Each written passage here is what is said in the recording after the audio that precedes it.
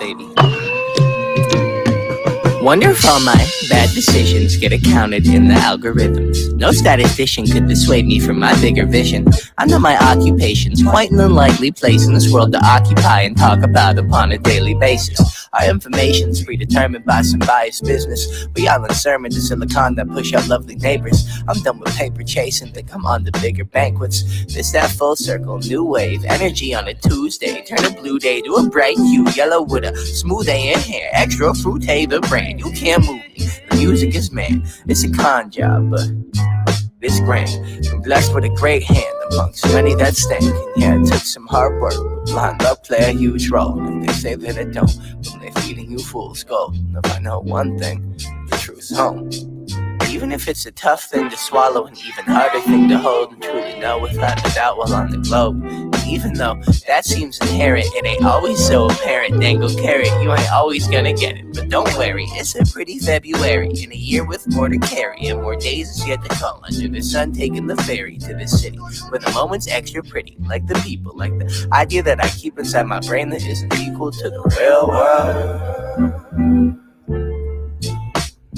All that stress ain't saving me fear though. I swear to God I'm trying.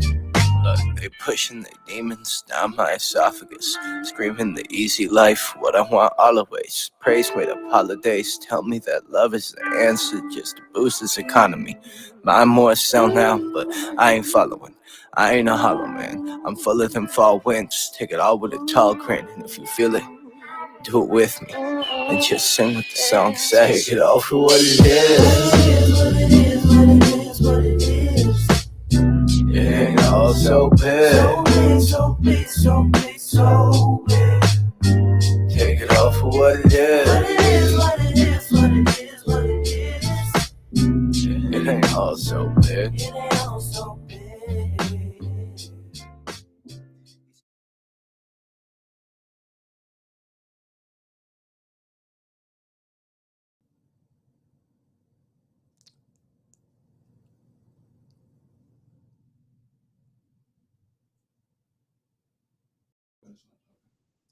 Hello, guys.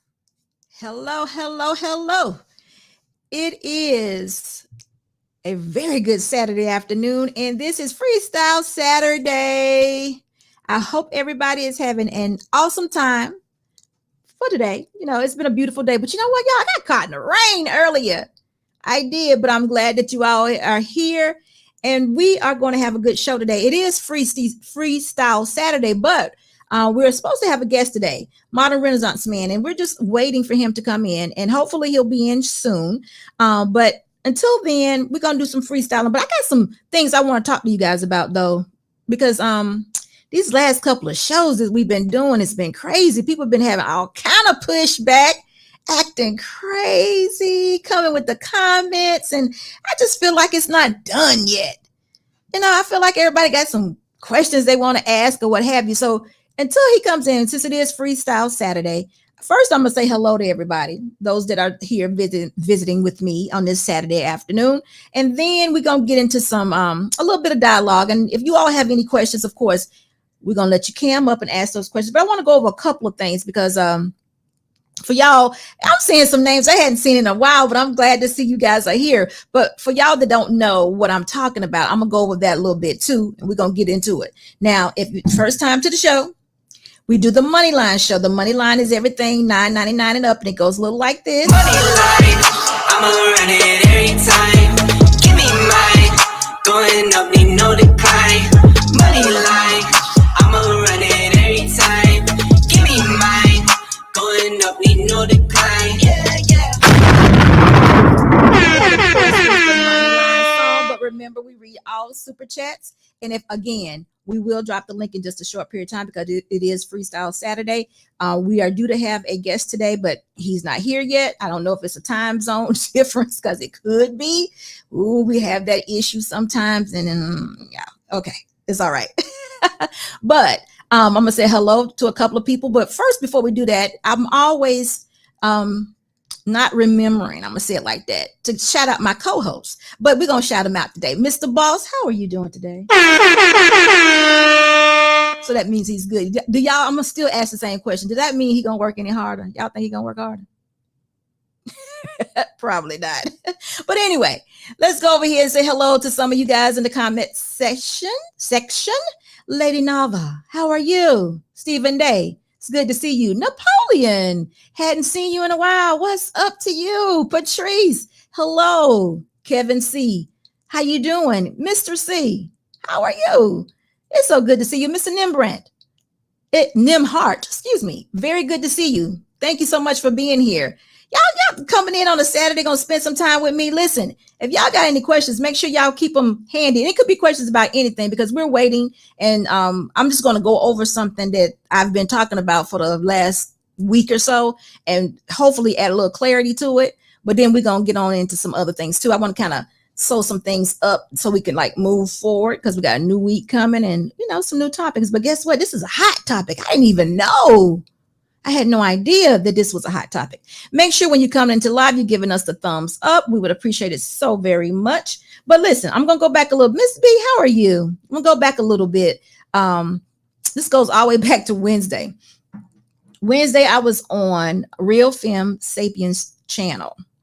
It was me and Jasmine, and I've talked about this a little bit already, but Jasmine is Family Values. And if y'all have not found out who Jasmine is, make sure you go over to her channel. Family Values is on YouTube, and subscribe to her channel, check out her platform. Jasmine has 7 children and has 1 in the oven. She's getting ready to have 8 kids. And Jasmine, I think, is 30 years old. So she is doing it. She's outstanding with this. So, I mean, just the fact that she has 8 kids, y'all, and she looks good, and she's still handling her business. So, it's this outstanding. Bird Lady Speaks. Hello, how are you? It's good to see you. So anyway, that's what she's doing. And we were on a panel with the young lady, Riv Alley, on Wednesday. And the topic of the show was a blended family. And I only have 1 child, and my husband has 1 child. But Jasmine has 6 kids. Of course, well, she has 7 now, and she's pregnant with number 8. But she actually had 2 kids before her husband, and I had 1. My husband had 1 going into our marriage. So we were just talking about blended marriages, and it was just no big thing to us because this is our life. We was just sharing.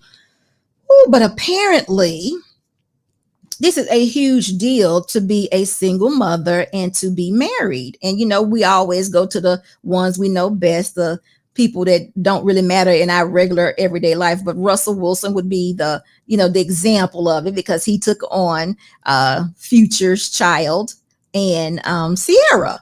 So, and he gets called all these names, simps, beta, all these things that we say that we shouldn't be saying. So this is where all this has come from.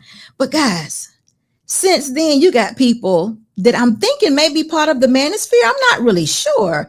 But, the young man, if y'all were there when we did that live, the young man, Patriarchy, actually cammed up and was asking questions. Now, I know who Patriarchy is from being on other platforms. So, I'm used to the loud tone, the voice and what have you. So he didn't really bother me too much, but he was coming out a little aggressive. And if you don't know him, you would think that he is being rude, and he could have been a little bit more welcoming, because when you come to the platform, we are welcoming you into our area, our space, and you should come with a certain type of decorum of thank you for allowing me to be here.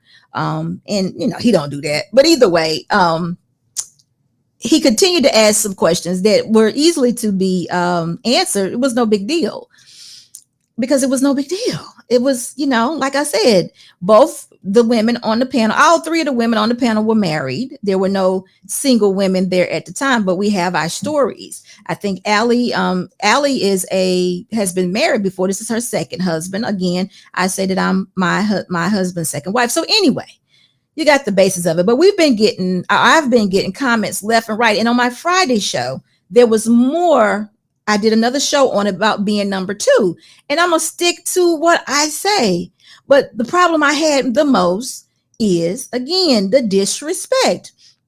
So Mr. Boss was telling me today that there was a whole show going on about that show. And the young man was just going at it. He was just going, just giving Allie and the platform and giving the actual video that we did, just giving it a HELL. Y'all know what I'm talking about. And right in the middle of it, it went blank.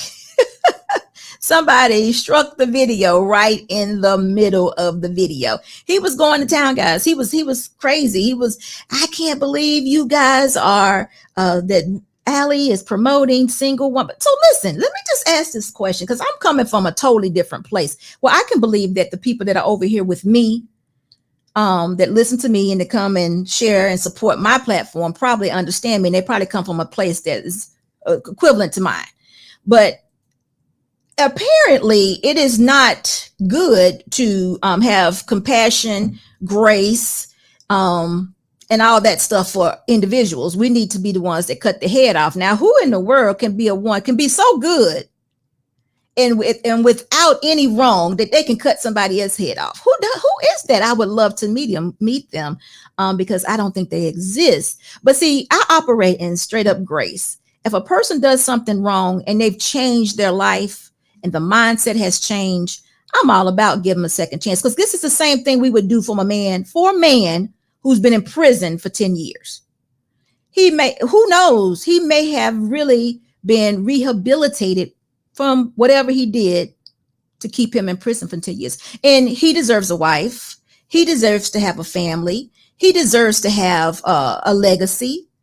We wouldn't cut his legs off, would we, and say, you've been in prison for the last 10 years. You ain't nothing going on for you right here. No, we wouldn't, because we would try to ensure that he's able to be the man that he should have been before he made the bad decision. But for some reason, gosh, when it comes to women, now y'all listen, I got to tell you something. I'm all into holding people accountable, women and men.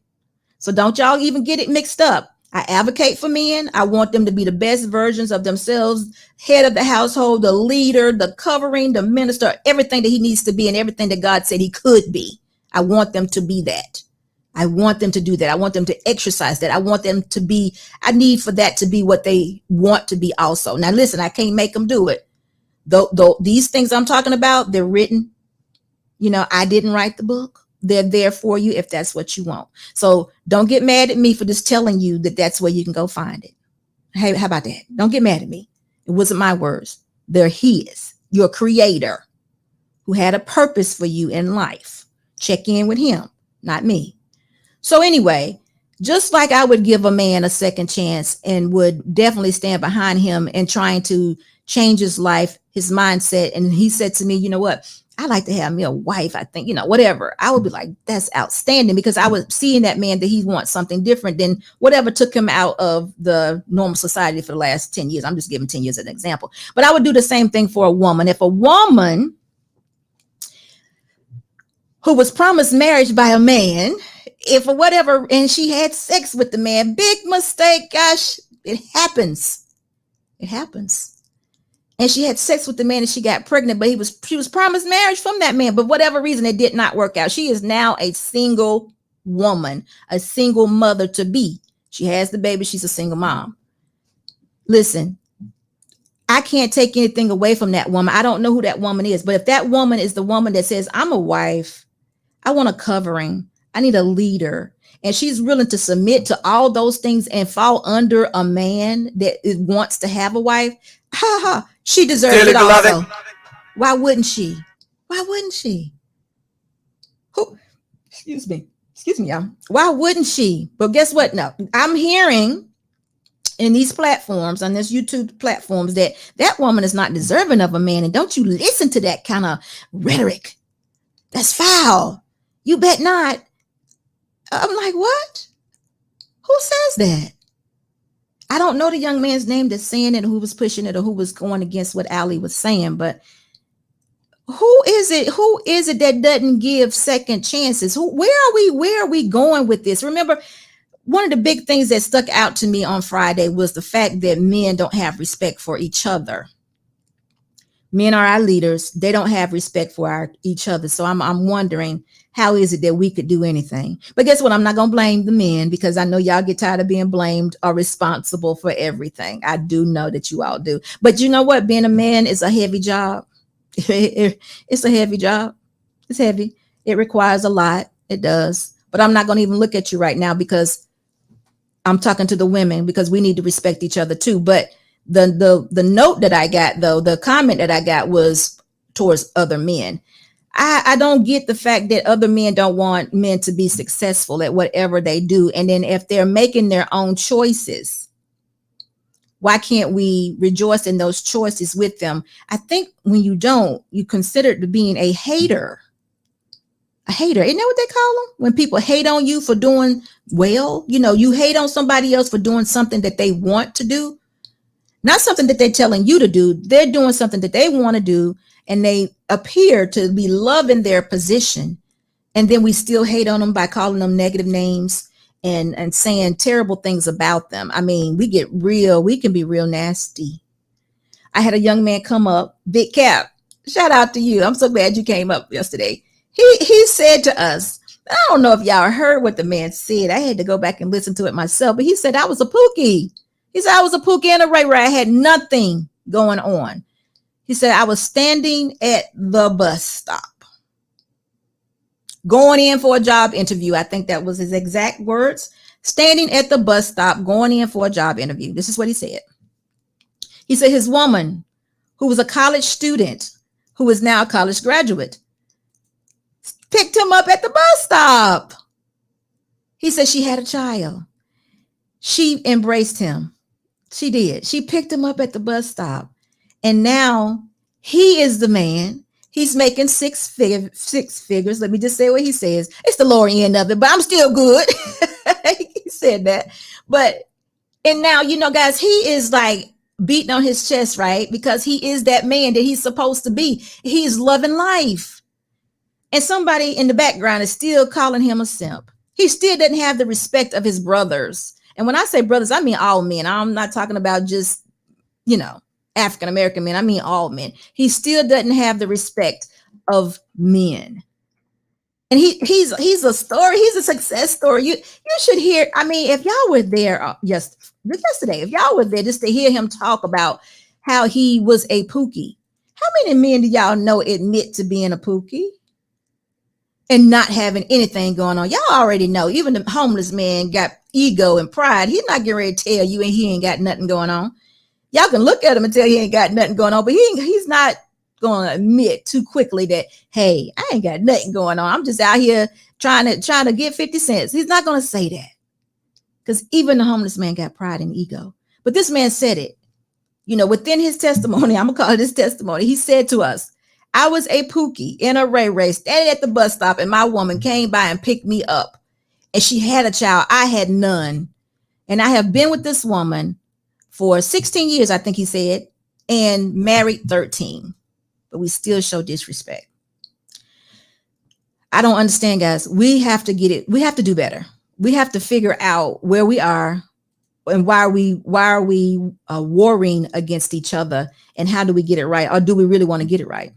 Do we want to continue to war against each other within our race, or with, with everybody, actually? I don't know if we ever fight fair. I'm not sure.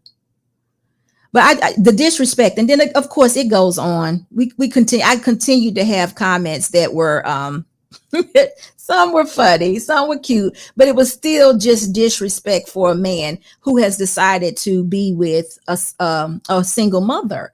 Like I said, that was my story 27 years ago, and my husband's happy with me.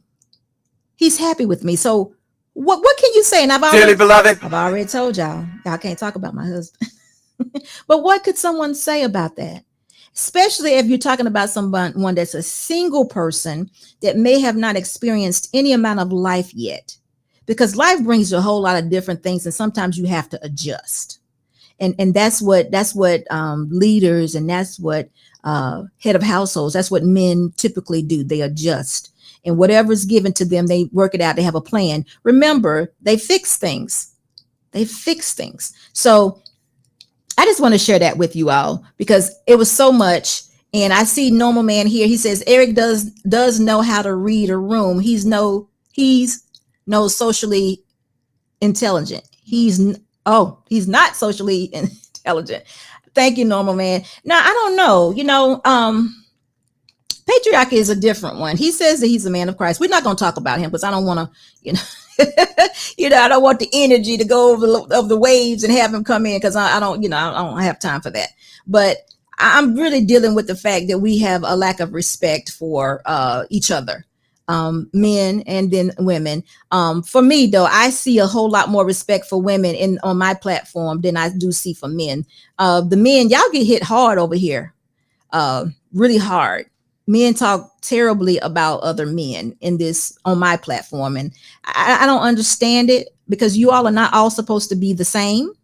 And hey, Big Kev, I was talking. Listen, did you hear what I said about you? Are you just tuning in? I've been talking about you today, but y'all get hit pretty hard. I was just telling you a story from yesterday. Bravo, Sheila. Hello, how are you? It's good to see you. Guys, listen, it is Freestyle Friday. Excuse me, it's not. It's Freestyle Saturday. So if we're going to drop the link, and if you all want to cam up, again, we're waiting on Modern Renaissance Man. Well, we may have a difference in time, so it could be some time. But either way, we're going to be here for a minute. You just, talking to you all for a little bit. If y'all got questions y'all want to ask me, now I'm here because I get a lot of comments with a lot of crazy questions and a whole lot of crazy comments. But I'm here now. And I'm here for you. If you want to ask me anything, ladies and gentlemen, both, if y'all want to ask questions, you definitely can. But I just wanted to recap what's been going on thus far because Allie's been getting it too. So I'm moving forward to say this.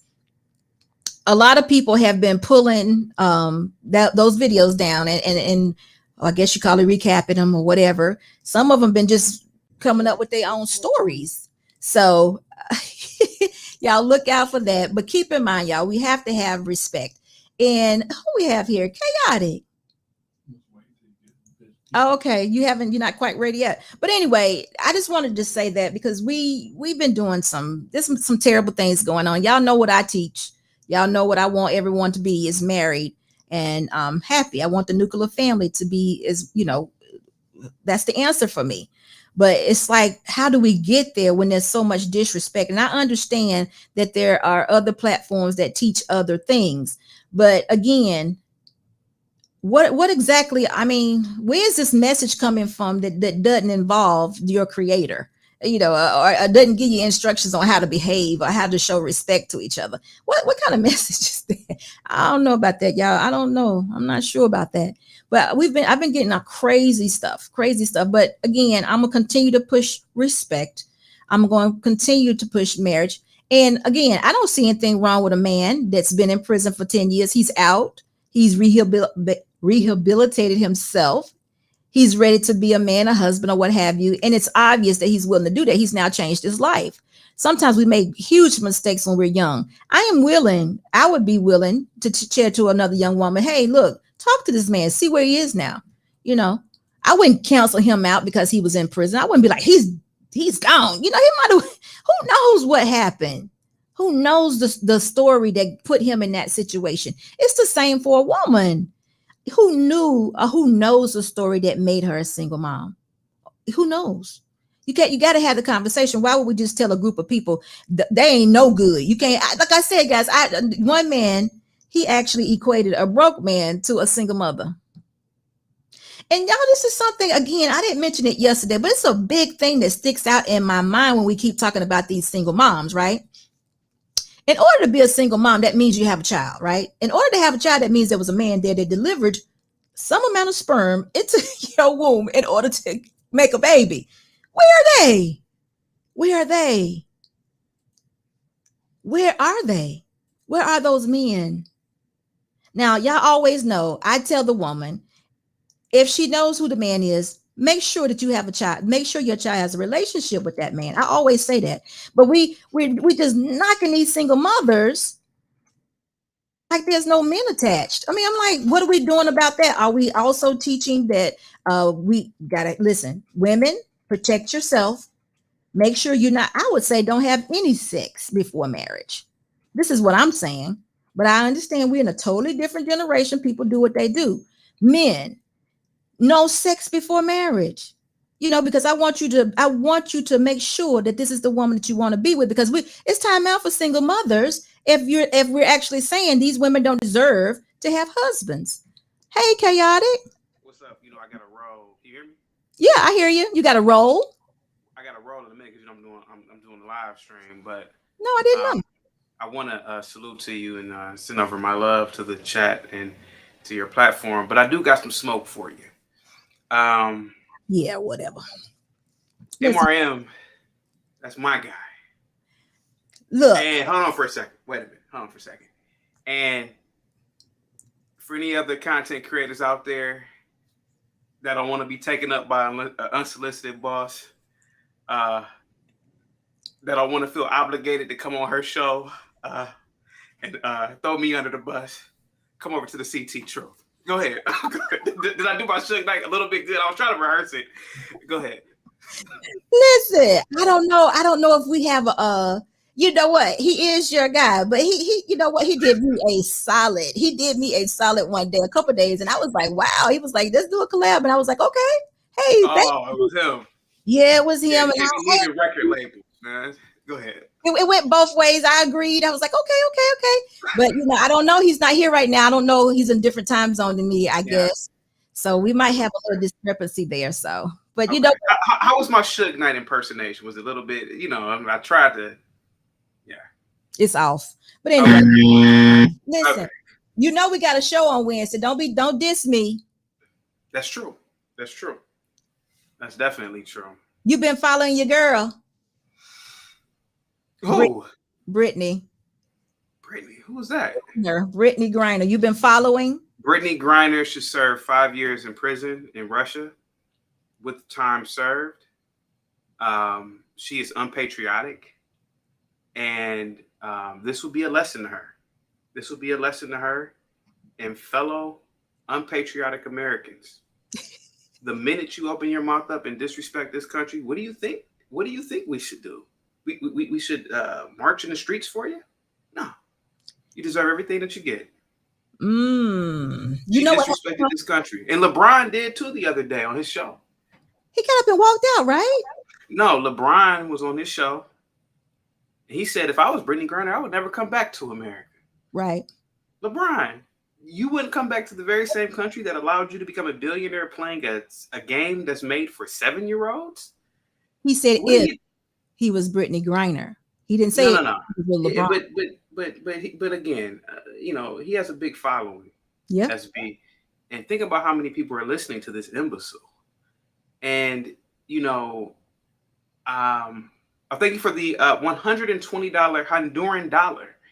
Thank you so much, Kevin. Kevin says, I give latitude to men who identify mistakes, self-correct, and become productive citizens, husbands, fathers, and leaders. We can respect that. Now, people are telling me to stop.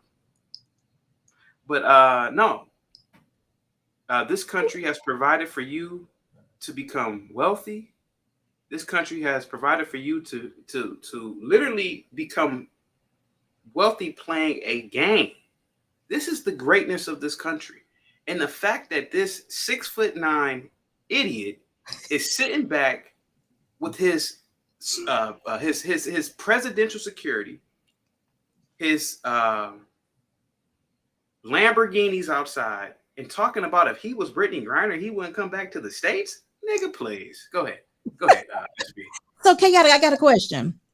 Yes. I got a feeling that you used to drink and dance and stuff in your college days. Am I right? I never was a dancer. That I don't know why I don't have that gene. Because dancing comes natural to the Negro. I don't have that, but I did stroll a couple of times with the Alphas. Okay. So listen, I want you to. Okay, so you did stroll. Okay, so this is what I need you to do. Kevin C, thank you so much. So we get the Money Line song going over here when people contribute to the, Oh, yeah. So I was just wanting you. So can you imagine that stroll you do and kind of move your shoulders a little bit? Yeah. Can you do that? The Kappas move their shoulders, but I'll do something. You ready? Because are you not totally? You have no blackness in you at all. Is that how it goes? Oh my God. Go ahead. I can stroll a little bit. Go ahead. All right, let's see what you got. Give me mine. Going up, you know the crime. Money line. Much better. Yeah, Yeah. Going up, we know Yeah. the grind. So I will be sure if I have Candace Owens not to give her your contact. We'll give her contact information to you because I already know what you're gonna do with it. No, I'll play it SB. I don't mind. Huh? We just got to go have the baby though. Let her have the baby, become a mama, bond with the baby, and then we get her back out here later. Yeah, I just really want to do that Suge impersonation, but nevertheless, salute to you, MRM. I am not a hater, but yeah, no, You are not. Go ahead, I'm listening. Go ahead. I'm not a hater either, so we can share good people. Of course. So, but yeah, that's what I think of Brittany Griner. If she was more patriotic, I would definitely be in support of a prisoner exchange. I would definitely be in support of maybe China intervening. China has a lot of political influence over Russia, but because she's unpatriotic, she doesn't really give. I mean, let's be honest, she doesn't really have any ties to the Black community, or let's be honest, she doesn't really care about Black men. So what the hell do I care about her for? Well, let her stay over in the gulag. I would say give her 5 years hard labor. Wow. Kevin said, CT, work on your Suge Knight. I see you on TV dancing. Oh, yeah, all up in the videos. If you want to be a star, come over to the death row. Yeah, if you want to be a star, come over to CT. Yeah, go ahead. What is CT talking about tonight anyway? What's your Saturday night like? My topic is about the little monsters who killed that beautiful 73-year-old Black man. Oh, no. Yeah, and I'm going to talk about these little degenerates tonight. And this, SB, I don't know what's this gonna take. What is it gonna take? What are you doing up at 3 o'clock in the morning at 14 years old? When I was 14 years old, we couldn't be outside past no damn. I think 10 o'clock some nights. My parents were like, "Oh no, enough's enough. Get in the house." So let me tell you something. I heard someone say, I think it was Modern Renaissance Man said her lawyer said, "Don't pass judgment yet." I'm thinking like, what? Don't pass judgment yet. Wait, what we waiting on? You're on camera. You're past curfew. I mean, what more do we need? I would say charge them. Yeah. My first thoughts are just to grab them and whoop their butt. But no, SB. See, that's the problem. You have a lot of heart, and that's what I respect about you. But SB, enough is enough, man. These people are destroying our race. They are. What are you proposing for this young lady? I propose 30 years in prison for those kids. Wow. 30 years. They're monsters. Look what they did. They're on camera. I could see if there were no cameras. I could see that. But when you watch that for what it is, these kids intended to kill the guy. This guy's 73 years old. He probably hasn't worked out in years. I don't know what he was doing up at 3 o'clock in the morning on the streets anyway. I don't know what he was doing.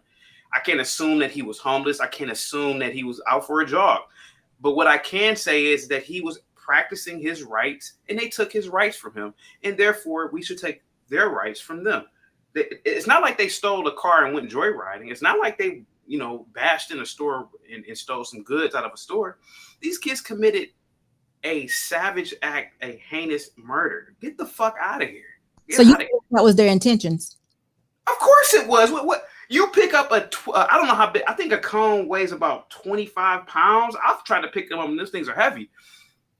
If you hit someone with, let me ask you a question. If somebody were to hit you with, not you, but if somebody were to hit someone with a 25-pound dumbbell, what else are your intentions? Your intentions is to kill this person. Absolutely. It has to be. It's not like you took your fist and hit them. You took a 20. So yeah, give them 30, 40 years in prison. Absolutely. Enough's enough. I'm agree with that, but I still think some caning needs to be done. When people are like, SB, you can cane hooliganism. Yes. You can cane some kids who, again, they're joyriding, they stole somebody's car. Fine. You can cane some kids who, I would even say burglarize somebody that, they went to somebody's house and burglarize them. But to commit that type of a murder, come on. Enough's enough. I just don't think prison. Oh, listen, now look, don't get me wrong, y'all. Something need to happen to these kids, but I just think the prison life is so much aligned so much with their own life that won't do it, make a difference for them. SB, we have a violence problem in our culture. We absolutely do. And it's not just African American, it is the African diaspora. SB, how are we possibly going to advance as a culture if we are committing silly acts of murder, if we're committing other little dumb, idiotic acts? Enough is enough. How are we ever going to be the superior race if we have people like this who are in our race? It's too much. It's too many of these types of people versus the Neil deGrasse Tysons. That's the problem. See, at least in the white race, yeah, do they have Jeffrey Dahmers and little Buffalo shooters? Sure. But you know what they have? They have thousands of universities. They have thousands of universities where they have thousands and thousands of physicists, medical doctors, etc. That's the difference. Yeah. Get rid of these kids. Don't let these kids breed. That's how we can start. Fuck them. Yeah, fuck them. How do you? But what? Do you curse over here, by the way, on your panel? I'm sorry. Do you curse over here? Huh? Do you curse over here? No, not you, but do you allow cursing over here? Sometimes you know, sometimes you feel it and it just comes out. I have done it before. I've done it before. But listen, I agree with you. But you know what? We got to figure out what the problem is. I don't understand. I don't understand what it is. You know, of course I know the problem. The problem is bad genetics. I can tell you, some of these kids are retarded. It's bad genetics. You got these people breeding. They're outbreeding the smart blacks like ourselves. Right. So you have bad genetics. You have bad socialization. You have a culture that supports violence. Literally, black people support violence. We support it. We brag about it. That's why I tell black people, hey, man, don't go to that black ass picnic with all them niggas, because something is bound to happen. So it's a culture of violence. It's a culture of a bad gene pool, and we have to correct it. And the thing is that we need more scientists in our culture. We need more intellects. We don't need those kids anymore. Like, all of those kids should be rounded up and sent to prison and never ever given the ability to breed ever again. That's that. You don't listen. We have to get rid of these people. What more? I mean, what about the 73-year-old man? I bet if he was killed by a white police officer, every black person in the country would be, oh, Black Lives Matter. But because he was killed by some niggas, nobody cares. So what I keep saying is that we have to tackle the problem that's in our own community. And a lot of it is that we have a lot of retards running around masquerading as human beings. They're not supposed to be here. Is that too harsh, security boss? Go ahead. No, that has some truth to it. Let me tell you something. It's I know a young girl. Yes. And I know she is mentally disabled. She should not breed. Yeah. Guess what? They continually let her have kids. I've been asking about it. I've been asking. I said, can I talk to her mom? What can we do? You know, is it somebody we could talk to? They continuously let her have kids. Now, she didn't come out mentally disabled. She got a hold of some bad drugs, and that's what happened. Well, that's a little bit different. So she's not. But if she has kids, she's not. Their socialization is going to be messed up because there's something wrong with every child. But they're not keeping her from having children. She is having children. Yeah. Almost every year. I think she's got now about 5. But no, I was like, the doctors allow this to happen. She doesn't have the ability to take care of these kids. And SB. Just like my dad has told me over and over, shame on you, CT. Shame on you for having a high IQ and not breeding. Shame on you and your friends for gallivanting around the city and not having kids. But these retards are having 25, 30 kids. And like you said, we can't blame. Go ahead. I'm sorry. I'm with your dad on that because we've been shamed that way also. But I'm gonna tell you, we tried once, my husband and I. It did not work. We were not successful at it. And then from that point on, we was like, we cannot bring a child into this world. Scared. So your husband has a daughter from. I know you said you. I have a child prior to my husband, Oh, and my okay. husband has a son prior to his. Oh, okay. But you guys couldn't have. Okay. We were pregnant one time, but Oh, okay. our son did not make it. Oh, yeah. So from that point, it was like we can't do it. And then Yeah. we're just looking at society and how it's going, the culture. It was too scary from that point on to say let's continue to try. So I'm with your dad on that one. Yeah. We get shamed a lot by that. But Yeah. you know what? Isn't it like a high price to pay? Because what if it goes wrong? Or what if your influence is not enough? And they become not like this, but they just don't turn out the way you wanted them to. Well, generally, from what I've seen, is that generally, if you have good genetics, you vet right, you socialize the child right, you put them in a good school, the child generally comes out normal. Thank you so much for the $5 super chat. Thank you so much for supporting Unsolicited Boss. Alec. Alec says, it's the media. Look at the music and media during the 50s and the 60s. Black people were classy and had love culture. Now we have hood culture. See, Alec, I have to disagree with that. And thank you so much for the super chat.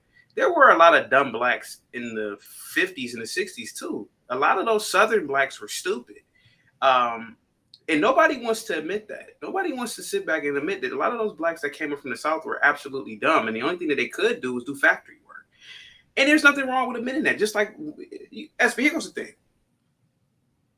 There were classy whites, but a lot of whites were hillbillies and still are hillbillies. But see, the problem with our culture is that we mix everybody in together. No. Those kids are black trash, period, point blank.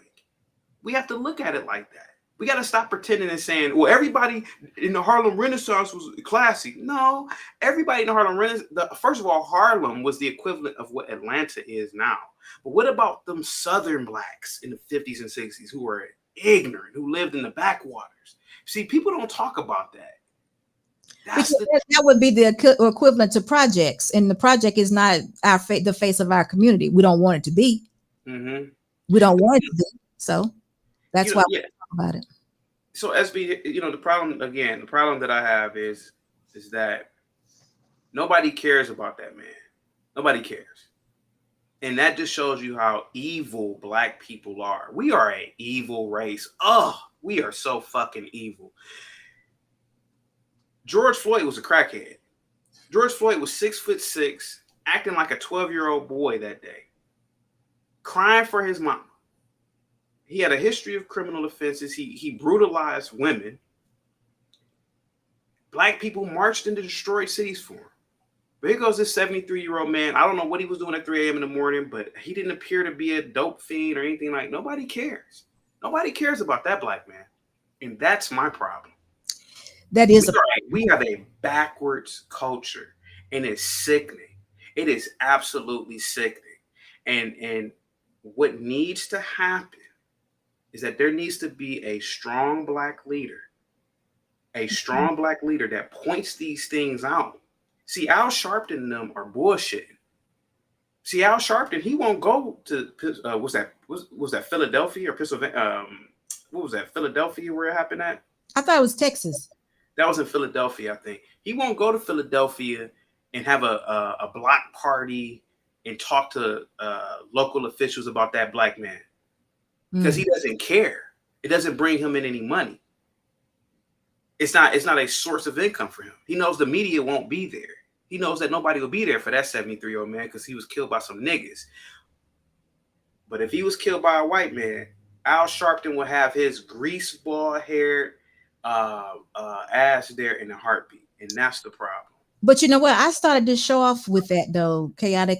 We don't have respect for each other. We don't. I just said we're evil. We don't. On top of that, evil is one thing, and that's true. But this kindness, just me having respect for you and you having your own opinion, or a man making choices to marry whoever he wants to marry, they get disrespected for all of that. Yeah. All the time. So I don't have the answers for it. I don't. I mean, I wish, like you said, I can see that a black leader would hold someone's feet to the fire and say, hey, look, we need to be down here with this black man also because he was killed unjustly by two young people. And where are the parents of these 14-year-olds? Again, the parents are just as mentally competent as those 14-year-olds. When I was 14, the idea of being out at 3 a.m. running the streets it's unheard of.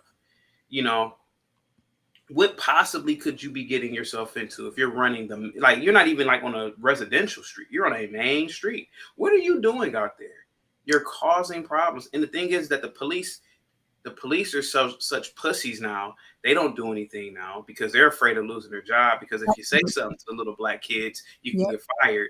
God forbid you're driving down the street as a regular citizen and say, "Hey kids, what are you doing out here?" The kids might kill you. So it's a problem. It's a major problem. And this is why I say, as a black person, it is time to start divesting from these types of blacks. You got to get away from them. Because what's going to happen is that you're going to have a lot of good black people hurting one of these people. I'm telling you. The thing is that enough is enough. Enough is enough. Enough is enough. What do you say about this? This conversation is making this issue normal. This is not a normal issue. This is a big deal. But what do you, money, business, and life? I think that's who it was. I'm not sure. But listen, we got to have some solutions to this. Because Chaotic has a point. Because what's going to happen is the more desperate people get, the closer to the good people, we're going to call it like that, the good people, the lines get blurred. Because if I have something as a good woman that a person that is desperate needs or wants, they will take it from me. That could even be my home. That could be my car. That could be money. It could be whatever. And I'm almost can say that's probably what happened with this man, this 73-year-old man. He had something that they wanted, because otherwise I can't imagine how they engaged him at all. Yeah, we are a savage culture. When I was teaching SB, I literally saw kids robbing each other, doing horrific things to each other, and they would just say, "It is what it is, nigga." So the kids don't even have a concept that they're committing a crime, and again, they're watching these rappers who are lying about their exploits, and it only encourages the bad behavior even more. You know, our culture, this isn't new. What's going on here? This has been going on for decades. He actually said, this is a one-off. Money Life Business thinks that this isn't a normal situation and a one-off. It is not a one-off. Let me tell you. It's not a one-off. I've worked in the law enforcement. I worked for the courts. I was a probation officer for adult probation. I'm telling you. It is not a one-off. Black people have a high propensity for violence and ignorance. I don't know why we're fucking playing games here and pretending that this is a one-off situation. It's not. We represent 9 or 10% of the. First of all, let's be completely honest. Black men are absolutely violent, and darker skinned black men are extremely violent. Black men make up 3% of, I think 2 or 3% of the U.S. population, and commit 50% of the murders. Don't you see right there? Let's leave America. Let's go to Africa. Go to any African country. Look at their murder rates. Go to South Africa. I think it's 35 murders per 100,000. That is a lot of murders in a year. I mean, per 100,000, where you have millions of people. I don't know why we're playing games here. I don't know why when somebody brings these things up, everybody pretends like, oh, I don't know what he's talking about. Oh, he's an Uncle Tom. Oh, no. Why are these things true? And if it's a one-off, I bet you this person says a one-off. I bet you don't live around blacks. I bet you don't. Well, listen, these types of black people say, I bet Money Life Business does not live around blacks. Let me tell you something. It is not a one-off. I mean, we've worked in environments for many years, and it is not a one-off. We see it all the time, and we be sitting up having, like, scratching our heads wondering, how did this happen? Why did this happen? And it's really, we have not come to any kind of conclusion to why it happened. SB, I keep cutting you off because I want to get my point across before I leave. Sure. You know why it keeps happening? It goes back into ancient times. The black man has never been unified. We weren't unified in Africa. We didn't have a continental. We didn't have a full-scale continental government. We never had full-scale transportation. We always had little tribal groups. we've always been fighting each other. That's why gang affiliation comes normal to blacks, especially because we were always tribal. We were always fighting each other, you know? And that is why when you go to certain places, for example, I've been out to places before, it's all blacks.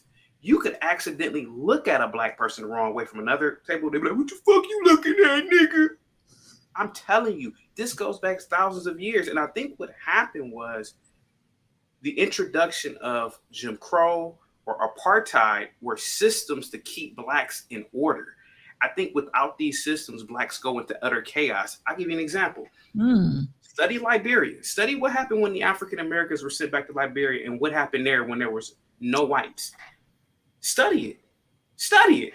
Charles Taylor is in prison right now, him and his son. You know why? Because they butchered the Liberians. These were Americo-Liberians. Their descendants were African Americans. The American Liberians, African Americans, when they came into Liberia, they did nothing but try to destroy these Africans.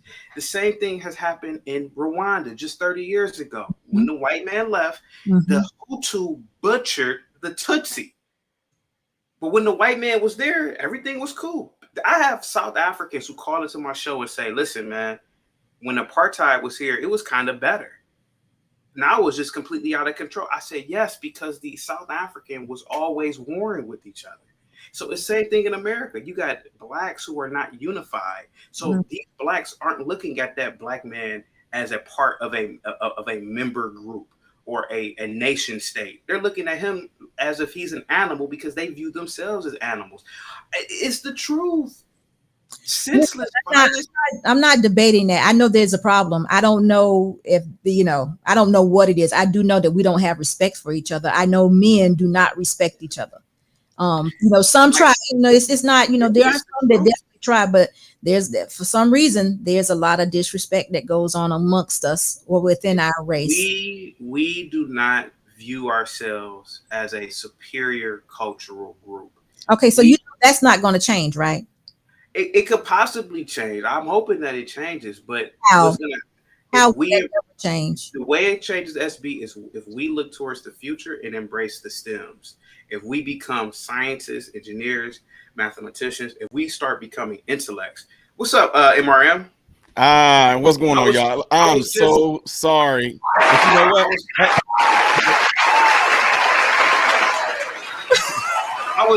I was clowning with SB saying that she stole you from me. But yeah. That's cool though, because you know what? Since we all look alike, I mean, the picture that she got up there looks like you. I mean, the same hairstyle, kind of got the same. I mean, I'm a little shorter, but yeah. Nobody even knew the difference. I mean, not shorter, just more down to earth. Right. There you go. Well, guys, I got to get ready for my show, man. So thanks, SB. I went off the chain, SB, but I'm really passionate because I really want justice for that black man. Well, listen, you can pay me for the warm up later. But I agree with you.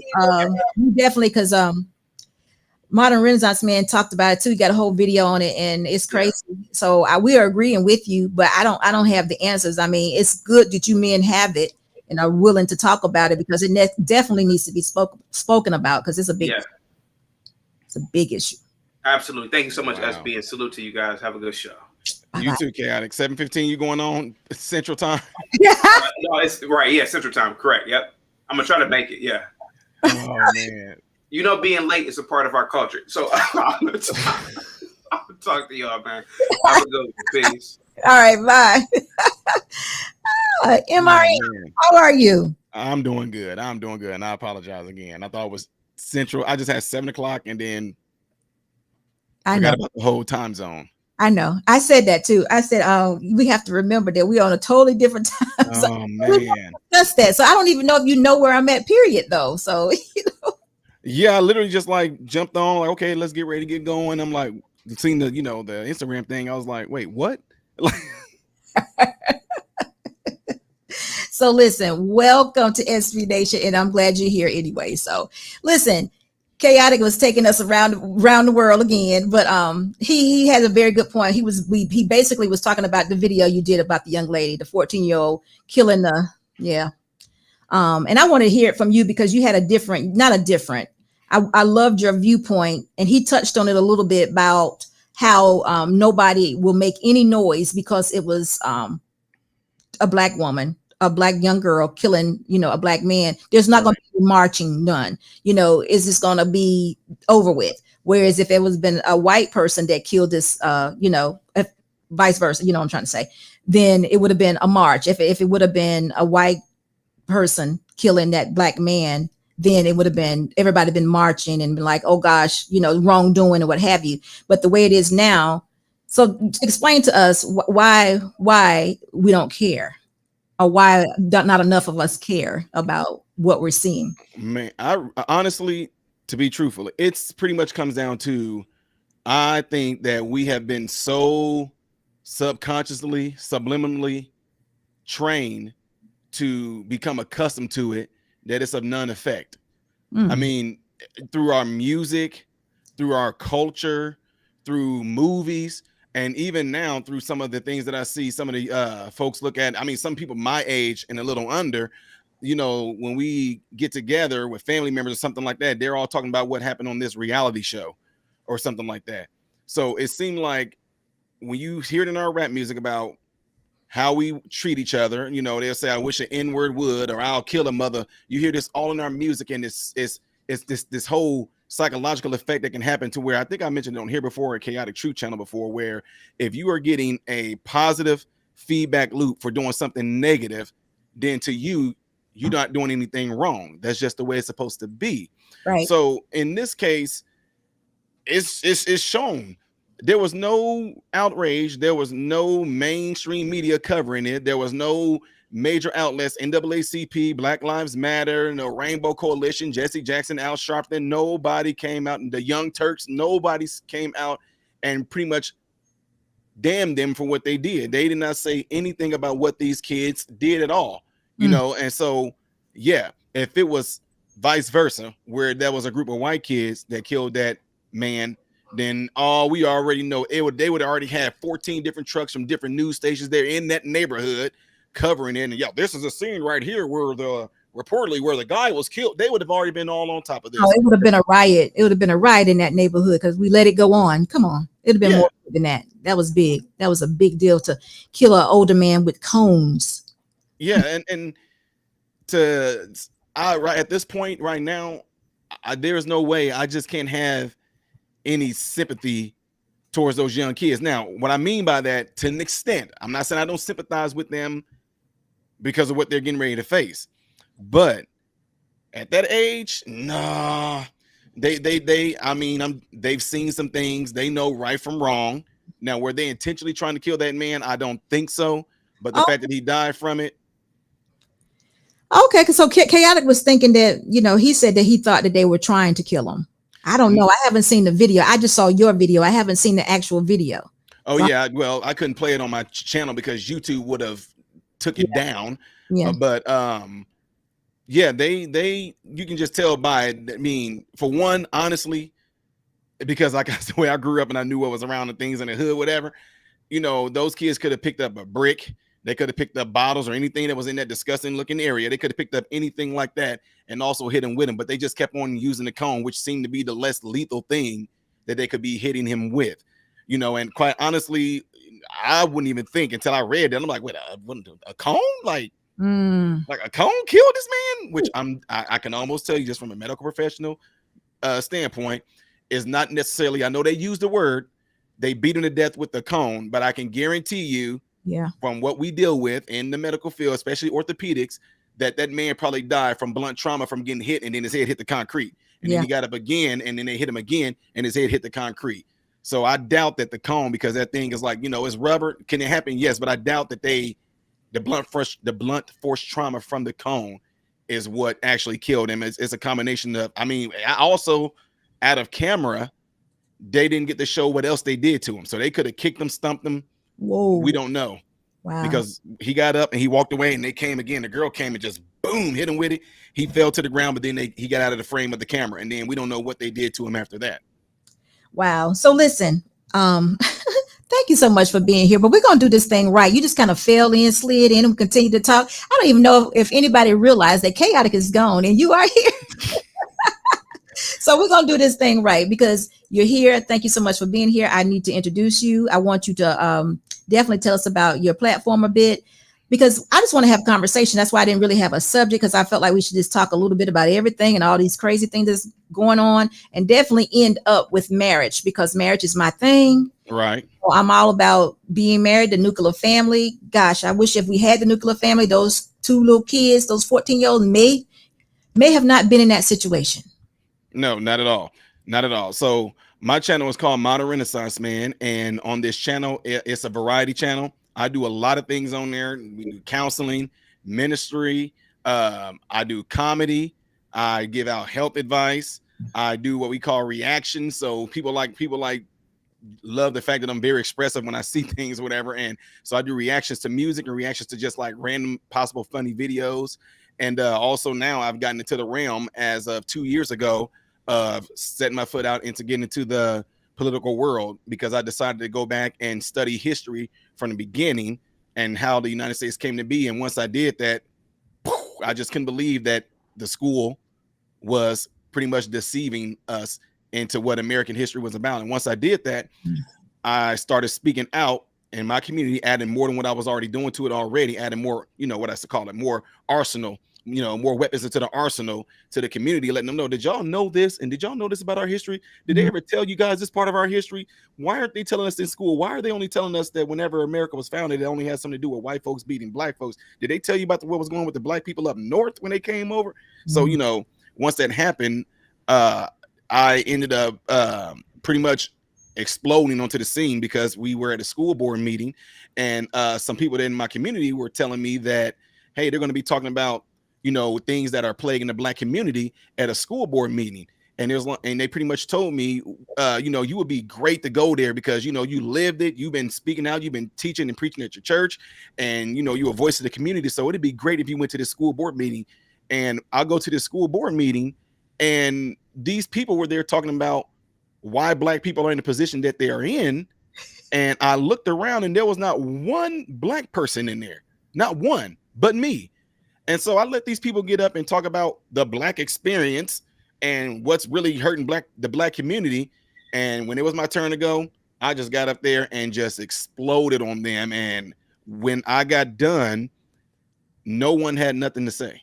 No one rebutted what I said. No one, no, you're wrong. That's not right. But how could they? When I lived it, I lived and I went through it. And then, so after that, because I felt that since these people were, I could tell when people are, fake virtue signaling. After that, these very people that was up there, we have to help them. The black community are suffering because of our white privilege and what our forefathers did. The racism runs in our blood. We have to do more. After that meeting, after I exploded, I went to all those individuals and said, hey, I got some areas right now. If y'all really want to, it's in Decatur, Illinois. I can go there and I can go show you guys some people that are actually dealing with some stuff right now. And I want you to go and talk to this community. Matter of fact, one of the neighborhoods I grew up in, I can take you guys there. Some of the people that I grew up with, they're still there. And I want you to tell them the reason why they can't get ahead and let's see if they agree with you guys. I mean, I have it on camera. Nobody will get hurt.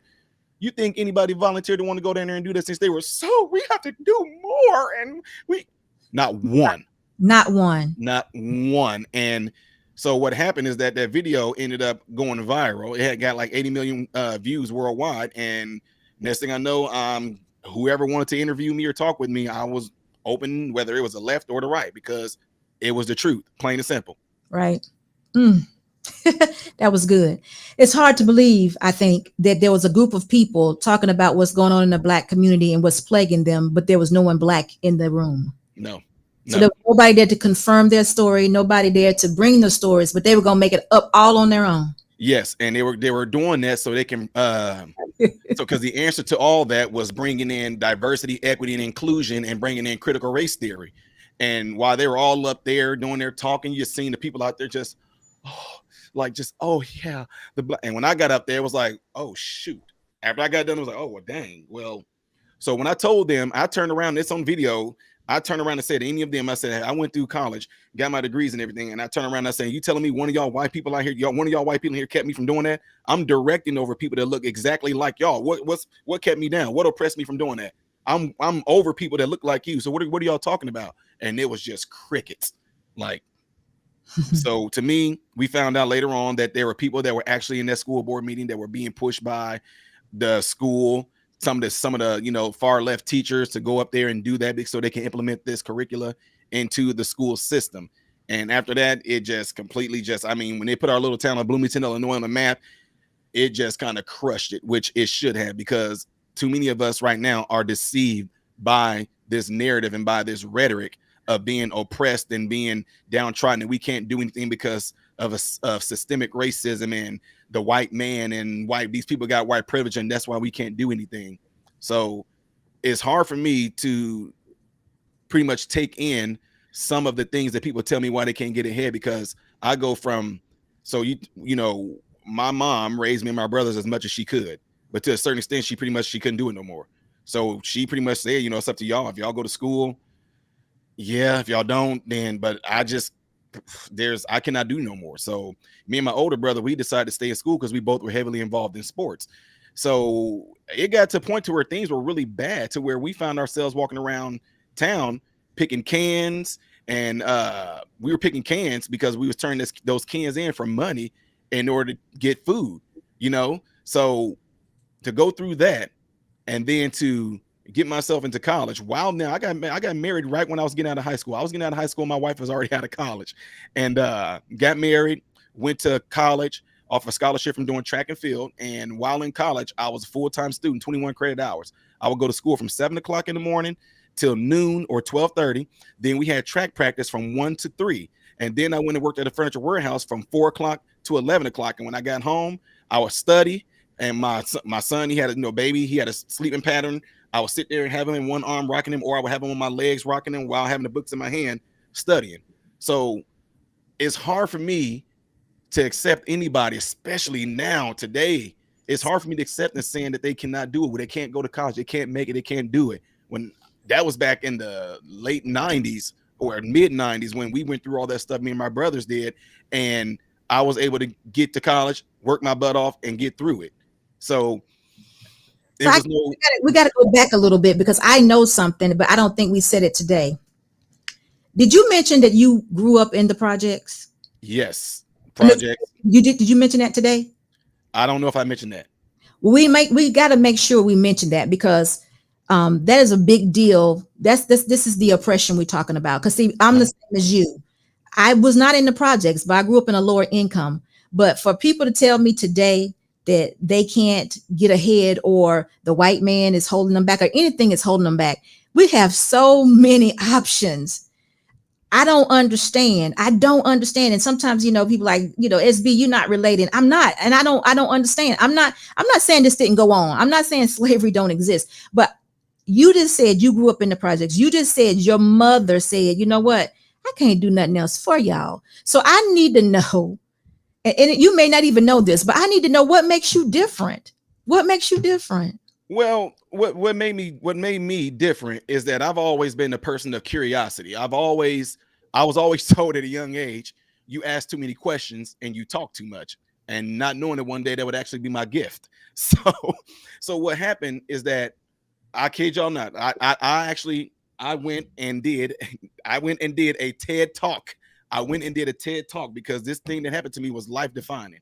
So what you just mentioned about us, being the projects and people saying there's a white man, or, you hear that in the hood, you a kid, you just mind your business, just might be playing in the yard with some trucks, and you just hear some of the older gangsters in the neighborhood talking. They'll just have basic conversation. Then you hear them saying things like, oh yeah, the reason why we can't do it, man, because, them white mother effers, or man, hey, you could try to do that, man, but them white men ain't gonna let no nigga hold a job. No white man ain't gonna let a nigga hold a job, so you just kept hearing that. And when you hear that, you start to actually intake that in and say, oh, that's the reason why we are all still here, because these older people, they know that's the reason why we can't get ahead, because they say the white man won't let us get a job, or the white man is the reason why we're here. The white man is the reason why the drugs are coming in here. So me being curious and always asking questions, I would say to them, well, hold on, I don't understand, because cousin such and such, you just sold drugs to that person right there. So it looks like to me, you the one selling the drugs. I didn't see no white man give it to them. Shut up. You don't know what they would shut me down because you talk too much. You always asking questions. And so what happened is this. We are older cousins, which, when I say my mom couldn't pretty much do anymore. We had older cousins, uncles, older male relatives that are heavily involved in the drug game. And whenever they would let us stay over their house, we would watch scary movies. So of course, scary movies scare kids, right? So in this house where we would go to sleep at, there would be times where I would get so thirsty, I would go downstairs, and the only way the sink was downstairs in the refrigerator, and the only way to get to the kitchen to get some water, I had to go past this basement door, right down the hallway. I could see the refrigerator, but I had to get past this basement door.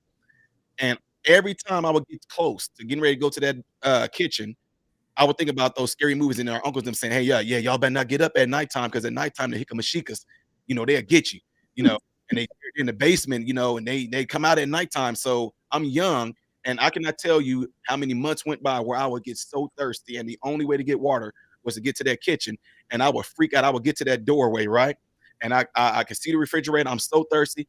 My heart would start beating fast. I would start sweating. I would get scared. I would turn around and dart up them stairs like something came out the basement, started chasing me. Every single time I'll get there in the covers, I would freak out. I did that for months. So one time, I just couldn't help it no more. I just couldn't help it no more. And like I told you about me always being curious and asking questions, I had to know the truth. You opened that door. I opened that door. Not only that, I prayed to the Lord, hey, if I die, at least let me come into heaven, and I'll know that the hikamashikas exist. So not only that, I opened the door. I went all the way down in the basement without turning the lights on. And when I got down there, I stood there. I started sweating. My heart was beating fast. I was panicked. I was breathing hard. I was just waiting for like how the movie shows something to jump and grab me or snatch my ankles and pull me off into darkness. My eyes started to adjust to the dark, and nothing happened. So what happened, that was like a life-defining moment for me, that anything that anybody ever told me, Question. I had to go and question it. Yeah. Tell me, man, it is a nice day outside. Well, I need to go out there and look for myself. Hey, man, Ty, it is nice and shiny outside. I need to go out there and see it for myself. Absolutely. So what happened is that all these things, being in the projects, getting told that the white man is keeping us back, getting told that, because of they got things in place and not going to allow no black people to be able to get up there, and if you've never been out of the projects and been out of the hood, it would appear that way. It would appear that way. I mean, we call it the concrete jungle. I just thought to myself, man, it had, but then you see like, well, how did Michael Jordan get where he is? Or, what about that other rich black dude? How did they do it? Something had to have happened. So can somebody find out a way where I can call and talk to one of them and see how they did it? Because, man, they're on TV. They're playing in the NBA. How did they do that? They got out of Chicago. You're like, wait a minute, Chicago, how did he do it? So everybody that I asked didn't know how they did it.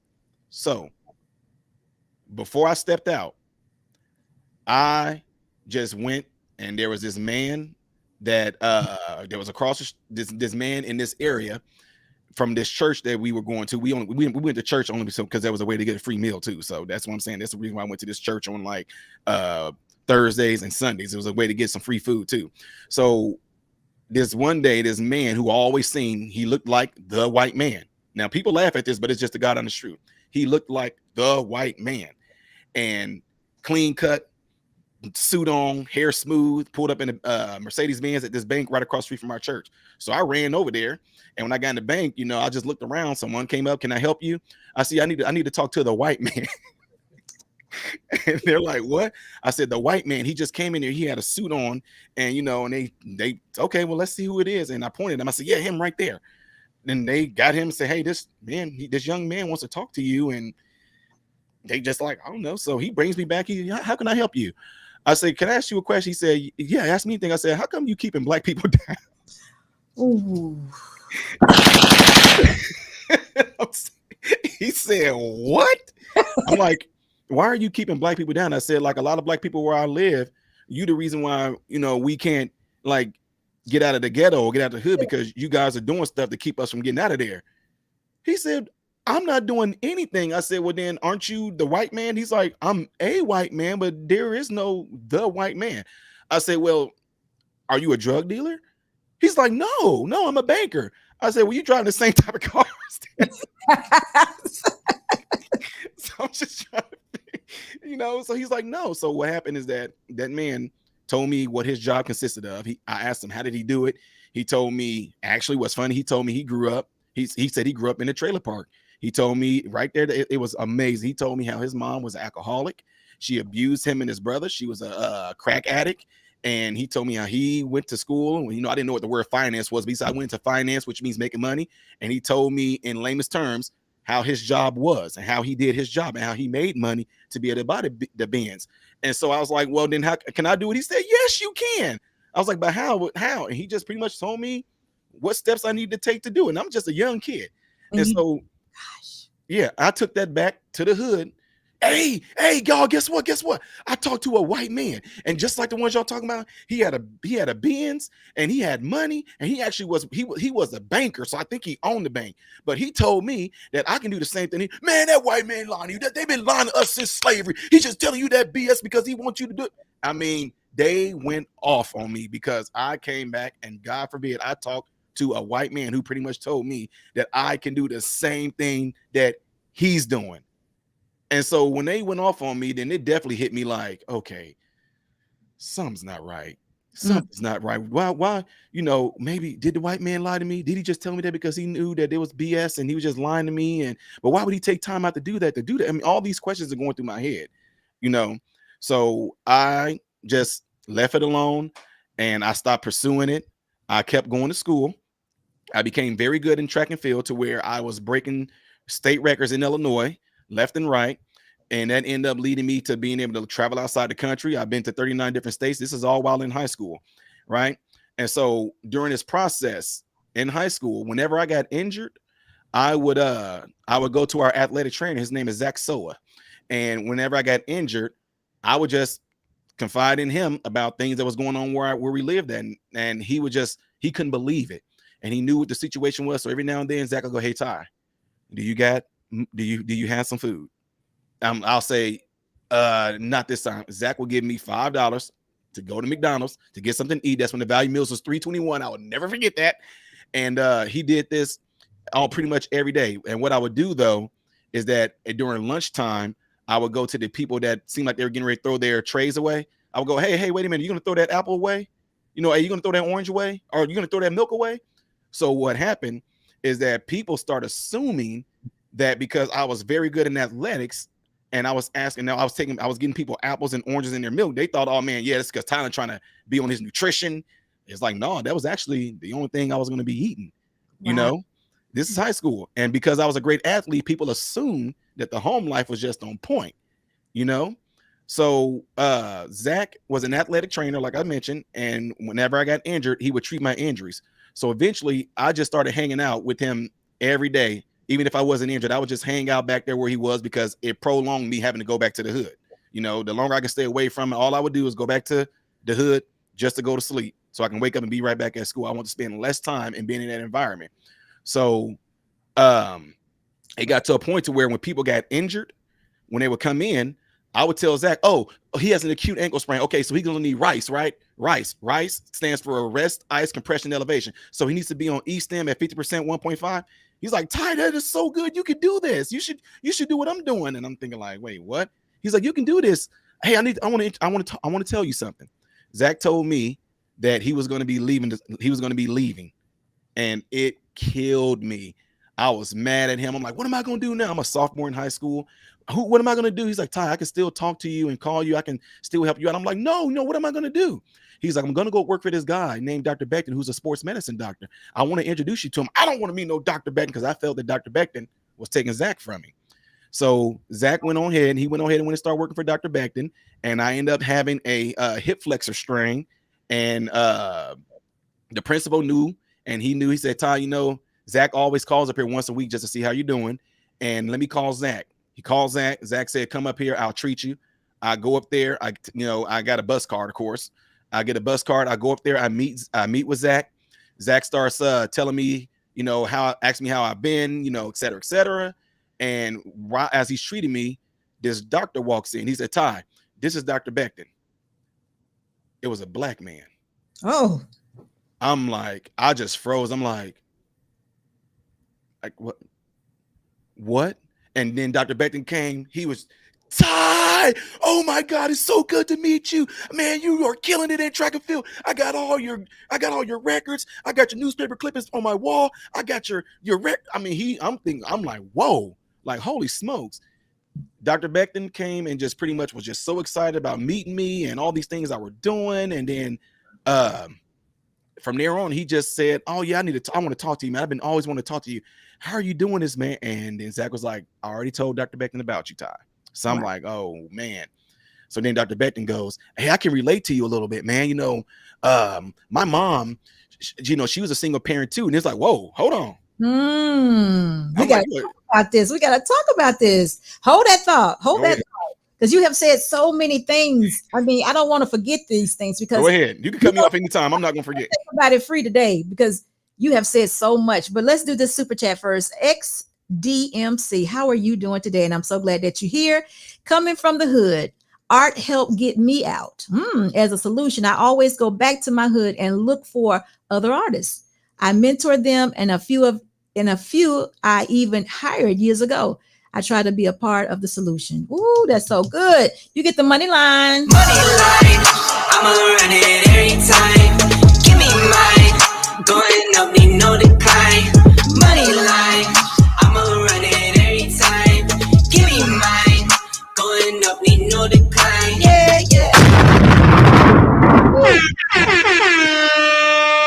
So listen, before we go any further, we got to go back just a little bit because this is what I heard you say. Oh, but wait, before we do that, we have one more super chat. Luke Casey, thank you so much for your $5 super chat. And it is hippo character's head pops out of water surrounded by his hippo squad. So listen, I got to go back because you got to help me out with this. I want to use the wrong words, but it's almost like you said that in these projects, it was almost like people were brainwashed or hypnotized to believe a certain thing that we don't know who told them this, but this was the conspiracy, and that conspiracy kept them afraid or so scared that they would not seek outside of those boundaries. And we did it to ourselves. Yes. And I'm glad you mentioned that because it's going to take me back to this is where I close it out in TED Talk. I don't know if you ever seen it. It's a movie called The Village by M. Night Shyamalan. Have you seen that? No. Okay. So in this movie, which you're probably not gonna watch because it's different, but in this movie, there's this place called The Village, and these people that live in the village, they look like pilgrims. Do you know how pilgrims dressed back in the day?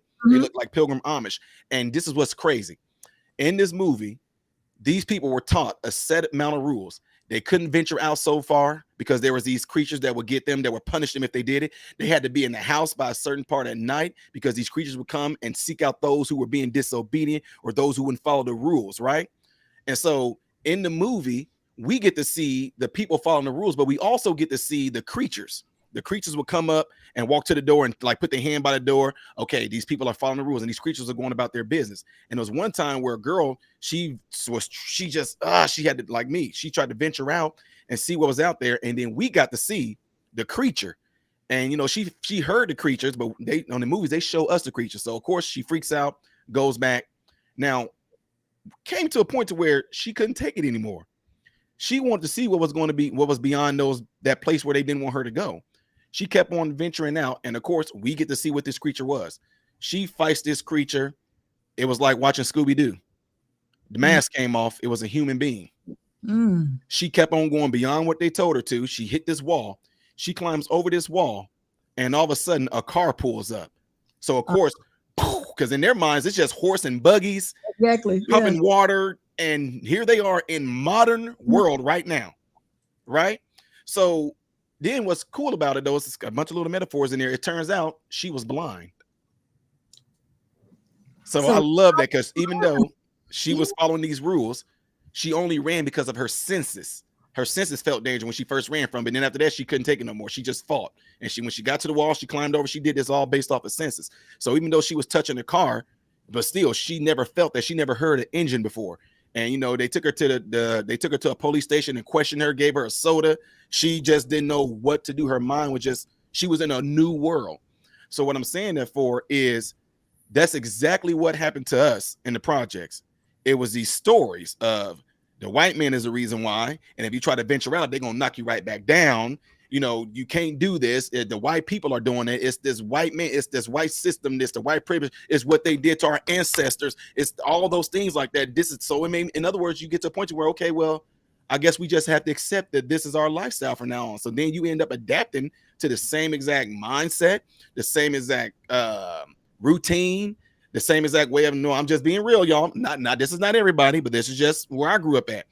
The same exact way how to manipulate the welfare system, use your grandma address, and all kinds of different things. And that was going to be the way of life. But again, because of me being curious about things, I just couldn't let it go. How there are a lot of people out there that are black, whether they're rappers, whatever, that they have money. And I had to figure out how they did that. Yeah. You know? Yeah. And that was all. Then I stuck to the banker, what he told me that I can do the same thing he did. So, and then the black doctor. I mean, yeah. So we can get. I question everything too, because I always when something doesn't make sense, you just can't accept it.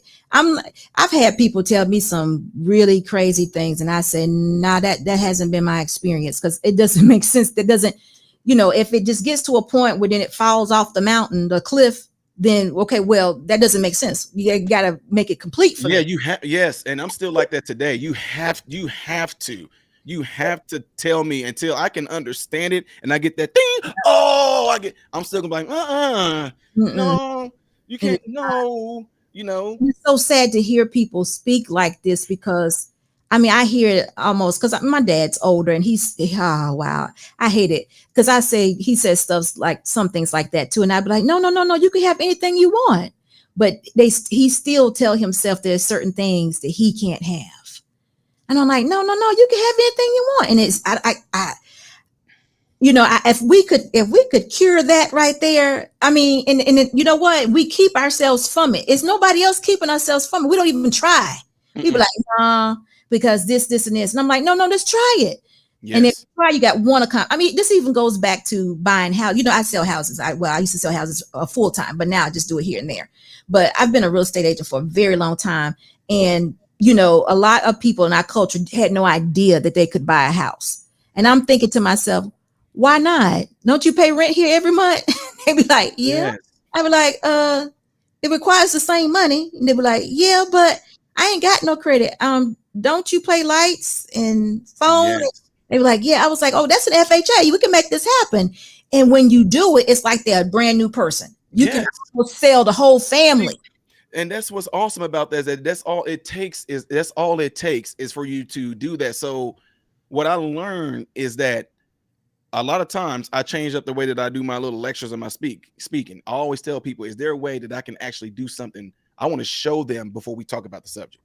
You know what I mean? Instead of going to these places and speaking about what they have the ability to do, I want to take them somewhere and just say, okay, check this out, y'all. Look at this. And they, whoa, look at them houses. Man, they riding their bikes in the street. Don't people know that their windows is open? Like that we can see in their house.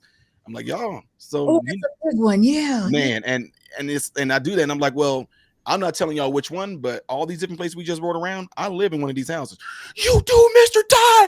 What in the world? Well, y'all can do it too. How? Let me show y'all. All of a sudden, once you get that how, and they boom, I kid you not, you will have parents. Why are you sitting up there putting that foolishness in my child head? It's sad. And that's why a lot of times before we do something like that too, I have to actually break the parents down first before actually showing their kids anything like this, because the parents will do exactly what my older siblings did to me. They will instantly shut it down. No, because Ty had it. I guarantee you, Ty had both of his parents. He got a silver spoon and all this stuff. He went to private schools. I love it when they do that. I love it when they do that. It's because when they do that, I bet Ty sold drugs. Man, I'm telling you. Had to have. Listen, if you got too many things and you got it legally and you telling people how to do this, it just makes too much sense. It's got to be a reason. It's got to be a way that they did this that's illegal. It's got to be something illegal, the foundation of it, or it's just not real. And I'm thinking, what is wrong with y'all right now? This is big. I'm so glad that you're sharing this with us, because I didn't grow up in the projects, but I was in a lower income, but I didn't know it was lower income. I had a mom and a daddy. They both worked, I never didn't have anything. Mm-hmm. My mom and dad did have a house, so I was fine, but I didn't know until I met my husband, there was just so much more to life. You know, Yes. I was willing to work. Yes. Have a regular job where I work and I was going to be there forever and get retirement and all, just like they did. Yeah. I met a man who showed me a plan and an entrepreneur and how it would benefit us so much more to do. And I followed that. But guess what? What if I'd have been like, no, now my daddy say, Right. you know, we're Yes. not supposed to have but so much. I mean, Yes. I even had people saying, well, it don't take all that. But why not? No. Why not? You know, Yeah. other people have it. Why can't we? Yep. And I have to let people know that, like, I tell some of those young people, the teenagers, I'm like, yo, I'm not trying to be rude. You have to be in the mindset of what you want and what you want to do, not what your mama want you to do or what whoever grandmama want you to do. You have to be in the mindset of what you want to do, because I'm not trying to be mean, but I'm going to skip ahead some years. Your mom is not going to be here always. And I don't want you to still be where you at right now. Your mom passed away, and then you try to say, I wish I would have went on ahead and did this and that, because now you're stuck in a predicament. No, it's not too late, but it's going to be a lot harder to try to go back and go to school and do a lot of things in your 50s and 60s, you know? So, yeah, I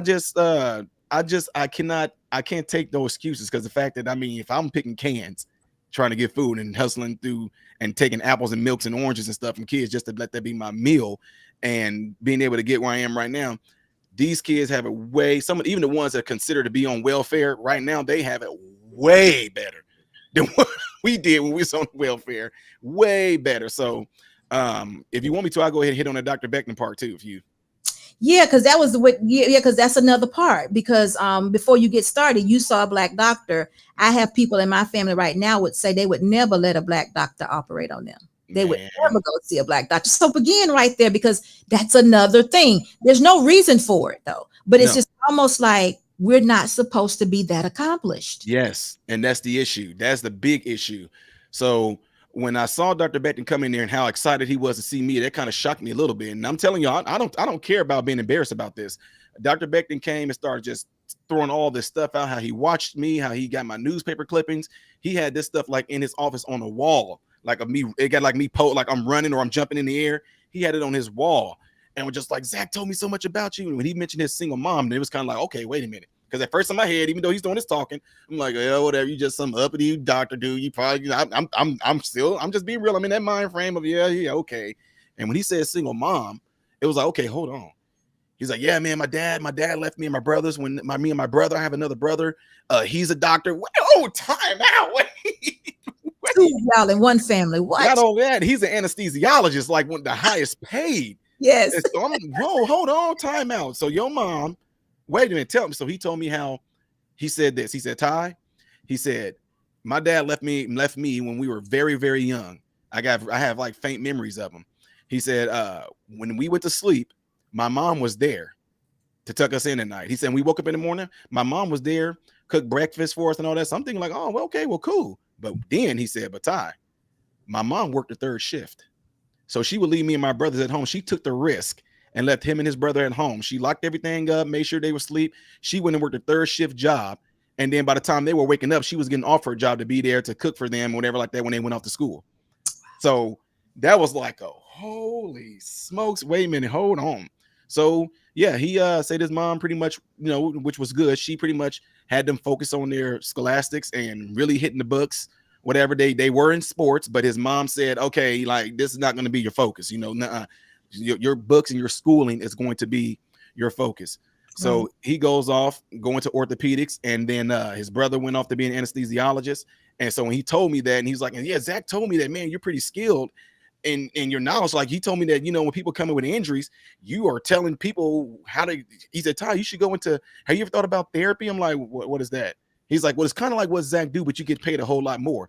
And so I was like, well, what do you mean pay more? Zach was like, okay, Ty, I make between $30,000 and $40,000. I'm like, whoa, like, you know what? And then he was like, but no, as a physical therapist, you can make between $55,000 and $80,000. I'm holy. Wait, how do I do that?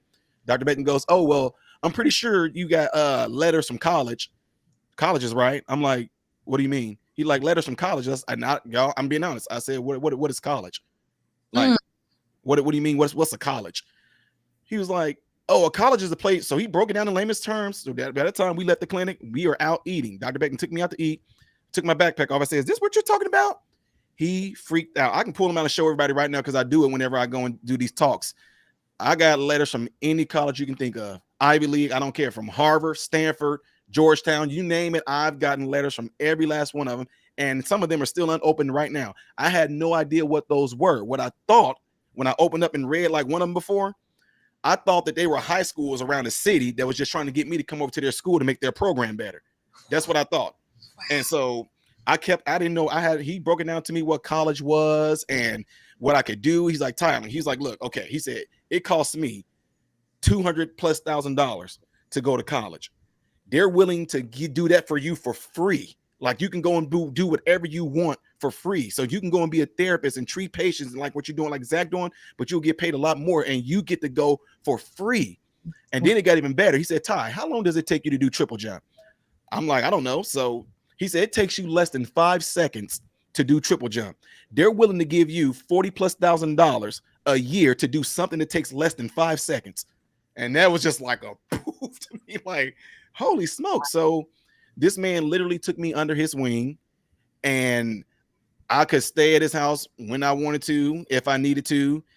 He made sure that I had money to get something to eat. He knew I was not trying to hustle him at anything, because I was the type of person to where I was like, you can just buy me some food. And he was like, no, here, I'm gonna give you this. I trust you. And better yet, I'm gonna give you this for the whole week. Would this sustain you for the whole week? I'm like, yes, and if just because the type of person that I was, I will let him know the following week, hey, doc, I don't need that much right now because I still got $40 left over from what you gave me the last time, So he took me under his wing. We had talks. This man prayed with me before we left his house every night. He and his wife would sometimes give me what they call a care package. And then if we didn't have power at home, of course, they gave me stuff that was like non-perishable, whatever like that, or they just cooked it for me and I just went home with it. But skip ahead to my senior year, I'm getting ready to get out of high school, and by that time, I'm heavily involved in church. I'm a musician at this church that I went to, and I was also at that time the pastor asked me to come live with him my sophomore year while meeting Dr. Beckton. So I felt like things were lining up, and it felt so crazy and good because by that time I had really strong male influences in my life. Zach was one of them. Dr. Beckton was one of them. My coach in track was one of them, and now Pastor Wilson became one of them. So, the streets calls me to mature early. And while at church, I just noticed that this beautiful light-skinned girl would come in sometimes, and I caught her eye, and she's the first girl. I mean, all through high school, I'm gonna have to do this one day when we do this again. I'm going to show people these different articles. Whenever I was being interviewed, I was saying things in here like I'm 15 years old saying, people are saying things like you're going to go to the Olympics one day, but I said the number one thing I want to do is have a great marriage. I'm 15 years old saying this, right? And I have a journal that I wrote in. I prayed to the Lord. My pastor would tell me, he said, Ty, if you want the type of woman that you want, you got to make sure you're going to be the type of man that she deserves. So okay, you can't pray. Yeah, slow down. Say that again. Dearly beloved. I need you to slow down and say that once more. For the people in the back. He said, one more time now. He said, the type of woman that you say that you want to have, you're going to have to make sure you're going to be the type of man that she deserves. So I was like, whoa, because at that time, honestly, I still had a street mouth. I still talked thuggish. It was just a part of me. Cussing, every other word was a part of me. And so I just really took that time and I just said, he said, do something. He said, write in a journal, and I would write in a journal. And as I would read the Bible, and I would notice that God wanted his tabernacle to be a certain way with certain attributes and things like that. And so the Holy Spirit just spoke to me and said, pretty much like, what type of woman do you want? And y'all can say what y'all want to. I do not care. I said, I wanted a light-skinned girl with pretty brown eyes. I want her to be voluptuous. I want a big booty. And I'm telling you, it's in my journal, 15 years old. And then when I did that, I just left it alone. And then I started working on my bad mouth. And I had a hot temper. The streets had me like that. I had a hot temper too. I worked on all of that. So senior year, I meet her. And when we first got on the phone and we talked from 8:30 at night till 4:30 the next morning. And it almost was like we were in competition with who had the greatest and strongest relationship with God. I mean, I'm like, No, because I'm telling you, I won't do anything without the Lord's. And she's like, no, I don't either. As a matter of fact, I'm not dating no one. I'm not trying to, because if it's not I'm like, no, me neither. And I had all kind of girls, because me being a star in track and field, I have all kind of girls that just come in after me, and people thought that I was gay because I'm not trying to mess with these women. I'm like, no, I'm worried about my career. I'm with Dr. Beckton now. I can go to college, and I'm seeing a lot of guys I grew up with. They messed up, got a girl pregnant, and they stuck with it. I'm not doing any of that. So we had this whole thing going, who had the strongest relationship with the Lord. And we started dating, talking. Let me say this. We started talking in September, and we started dating seriously the middle of October. I proposed in November. Look, and before I did that, Dr. Beckton, of all people, was a person that I went to and wanted to make sure that he was going to be okay with it. I was nervous. My wife knows my story. She knows my family, the thugs in my family. She knows she knows who they are. And she was like, if I'd have known that you was a part of that family, I probably would not have went out with you, because she thought I was a pastor's daughter, pastor's son, because I was living with him. right. So I went out, me and Dr. Beckton took us out to eat, and it took a lot in me to tell him. I even told him, like, take the engagement ring off while we go in there. I want to look at your finger. And I took a deep breath. I said, Dr. Beckton, me and Shreese, we're engaged. He lit up. That is so great, Tyler. So skip ahead. Dr. Beckton actually made sure that I signed on to go to St. Louis, because Dr. Beckton actually became the team physician for the St. Louis Cardinals. So I went to school in St. Louis to make sure that, that Dr. Beckton was going to be kind of close to us and all that. And when we went there, because I was married, I couldn't stay on campus. So we had to stay off campus. So the scholarship and everything was there. But then Dr. Beckton pretty much said, okay, because I don't want you to do nothing but worry about your studies. He just paid off the whole year of rent in our apartment. And now at the same time, I still, because of how I grew up, and by the time I got a lot of wisdom and knowledge from the pastor and everything, and a lot of how our church was, and no matter what, I still was going to take care of my family. So that's when I mentioned that I was going to school from 7 to 12, and then track practice from 1 to 3. Then I worked from 4 to 11. Still doing that, because after that year, I just said, Dr. Beckton, no, I gotta, I thank you for that, but after this, let this all be me. Let this all be me. I need to know what it's like to pay bills and have to go and do this and do that.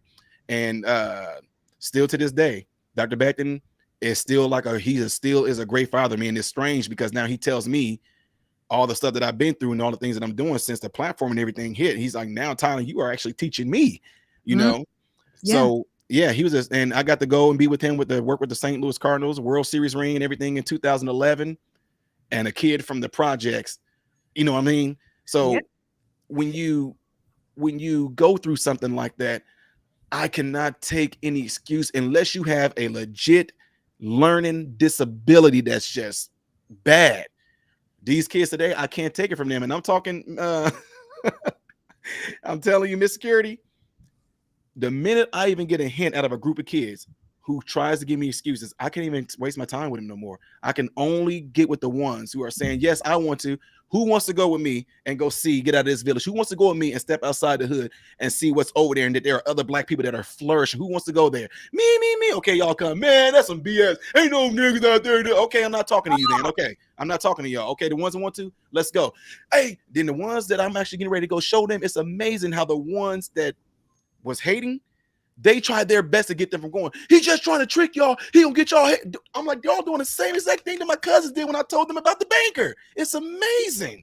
Some people don't want to be left behind. Question right here, though. Let's read this question, but it's a couple things I wanted to say. First thing, you could call me SB. Okay. OG Patrice, she has a question. Well, she didn't have a question. She made a statement, because it's kind of like my next question is about this. It says, it's great he had another man to pour into him. Some don't have that even now.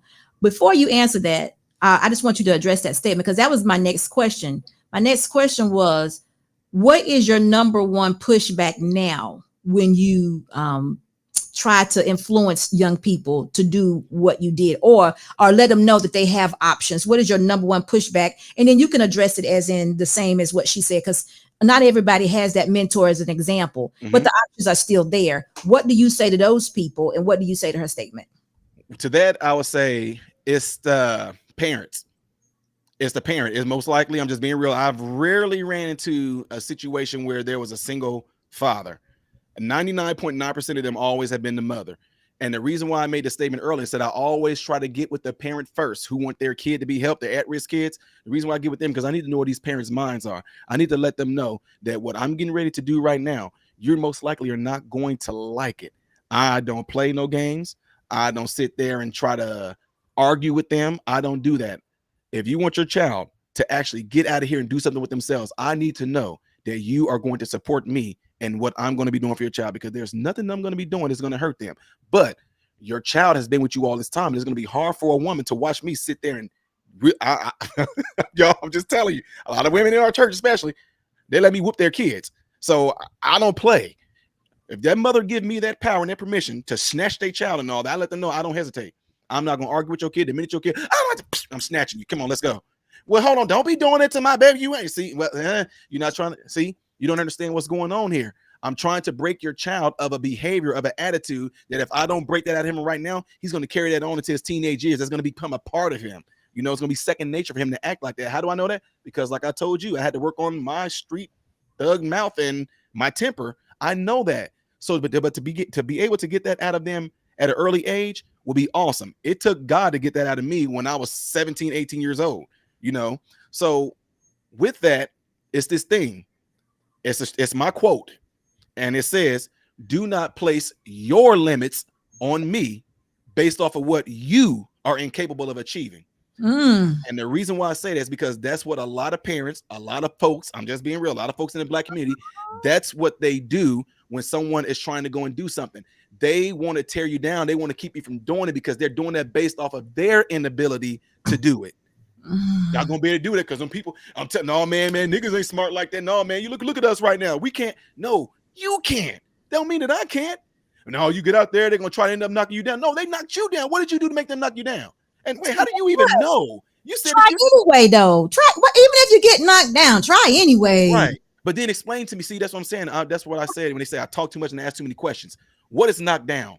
What does that mean? What does it look like? What do you mean they're gonna knock you down? How do you know? Did you experience it? Man, you just trying to be. No, I'm not trying to be a smart mouth. I'm really asking you, since you seem to say this with such assurance.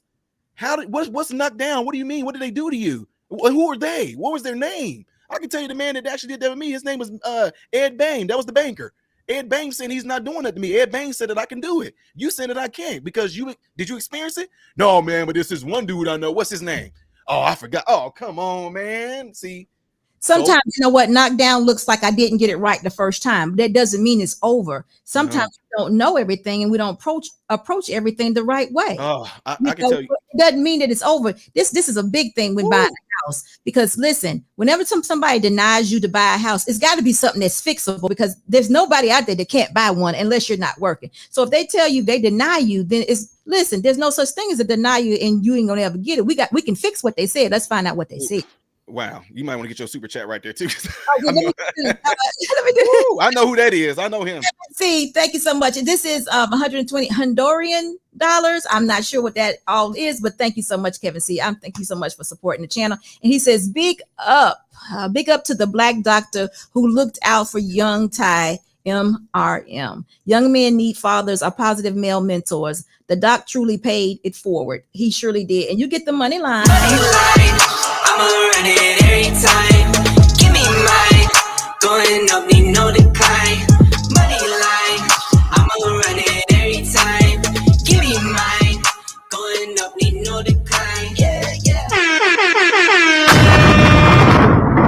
So listen, before we go there, I was on a panel the other day, and I mentioned, that young men have to have mentors too. And I mentioned, of course, they needed the discipline from other men. And I mentioned the church because I am a person, that follows Christ. So I'm definitely I'm not going to ever leave the church out. And the pushback I got was the person saying, no, I wouldn't mention the church because, people in the church don't really, exemplify what the church means. And I'm saying, I said, no, listen, there may be some people, but that's not everybody's story. So what would you say about that, Ty? Would you not include the church as a place to find a mentor for a young man, or what would you suggest? Oh, I definitely would include the church in there, but here's the thing. Like I said, that's why I always say I do this thing where I am before I take on somebody's child, I'm with the parents, like for pretty much like we call it a rap session. We can call it a counseling session, but the whole reason is to get an idea what his parent head is. And the reason why I say that is because I teach the parents what to look for should they want their child to get some type of mentorship from a church, from the boys club, from the big brothers, the little sisters club, anything like that. I teach them what to look for and what attributes they should look in the person that's going to be their mentor. And the reason why I say that is because that is true. You do have a lot of people that are in a church, they virtue signal. You know, it's easier to stand behind a microphone and preach at someone or teach. I'm going to say at or preach to someone or teach someone rather than actually showing them. See, I had to know what it looked like. You know, I couldn't just say, won't he do it? Yes, he will. Well, what will God do? God will do it. Well, okay. What does that look like? Because it might be the most simple thing, but I have to know what does God did it? What does it look like? So of course, you know, you have testimony service and things like that where people saying what God did. But in this case like this, I tell these women, you need to make sure, I don't care, you can disagree with me if you want to, find your son, your daughter, a male role model who actually is going to spend time with them. A male, you will know, because these male role models, the ones that are really in it, here go my number. Something's going down at midnight, 1 o'clock, you having a hard time sleeping, you think about possibly going out there and hanging out with your friends, you can call me and I will come where you are, or I will talk to you on the phone to keep you from going to do that. That's the type of person that's what I am like right now. They know I can call Mr. Ty at any time, whether they about to, these dudes get on my nerves, man. I'm telling you, okay, look, hang tight, let me come out here. Go out there, pick him up, we go out and eat. I teach him, okay, you know how it felt like when you was getting real mad, you know, and you said, I'm so sick of, man, I say, so right there, take that anger. I want you to really take that anger. What you think about how they treated you, take that and put that energy and how bad you want to get out of that. So you can come back and show them, you know, and that's what they need. They need to be talked down. But if they can't see how to do that versus just saying, oh man, just don't even worry about it. You know, God will work it out. See, some of them, even though we're church people, their minds, I'm just being honest, them young people, they're not thinking about God. They're not thinking about Christ. But by our deeds, they will be able to see what Christ-like is. And that's why when Jesus came along, Jesus said, I do what my Father does. And so if Jesus is my Father and Jesus is Christ, God is the head of man. I mean, God is the head of Christ, Christ is the head of man. If Christ is the head of me and Christ is saying, Ty, go pick him up and take him out to eat and just talk with him, that kid is seeing by my actions how much I love them or how much I care for them. I don't have to even talk. Just the fact that I'm coming to pick them up and take them out to eat, man. They figure it out, man. Mr. Ty must really. So then as they older, you know, they get a little older and they start to mature. They start to question you, man. How did Mr. Ty? You've done so much for me, man. Like what made you? Why me? And boom, I tell you what. There's this man named Jesus, you know, and boom. So wait a minute. Oh wait, so you a church guy? I wouldn't even have thought that, man. I just thought you was just a really nice, cool dude, and da. But I showed them Christ, so I didn't have to try to convert them over. Now all of a sudden I didn't know that, man. So I love you, and you saying the reason why you done this is because of Christ. So he'd do the same thing for me. I say he's already done it because otherwise I wouldn't be here doing this with you.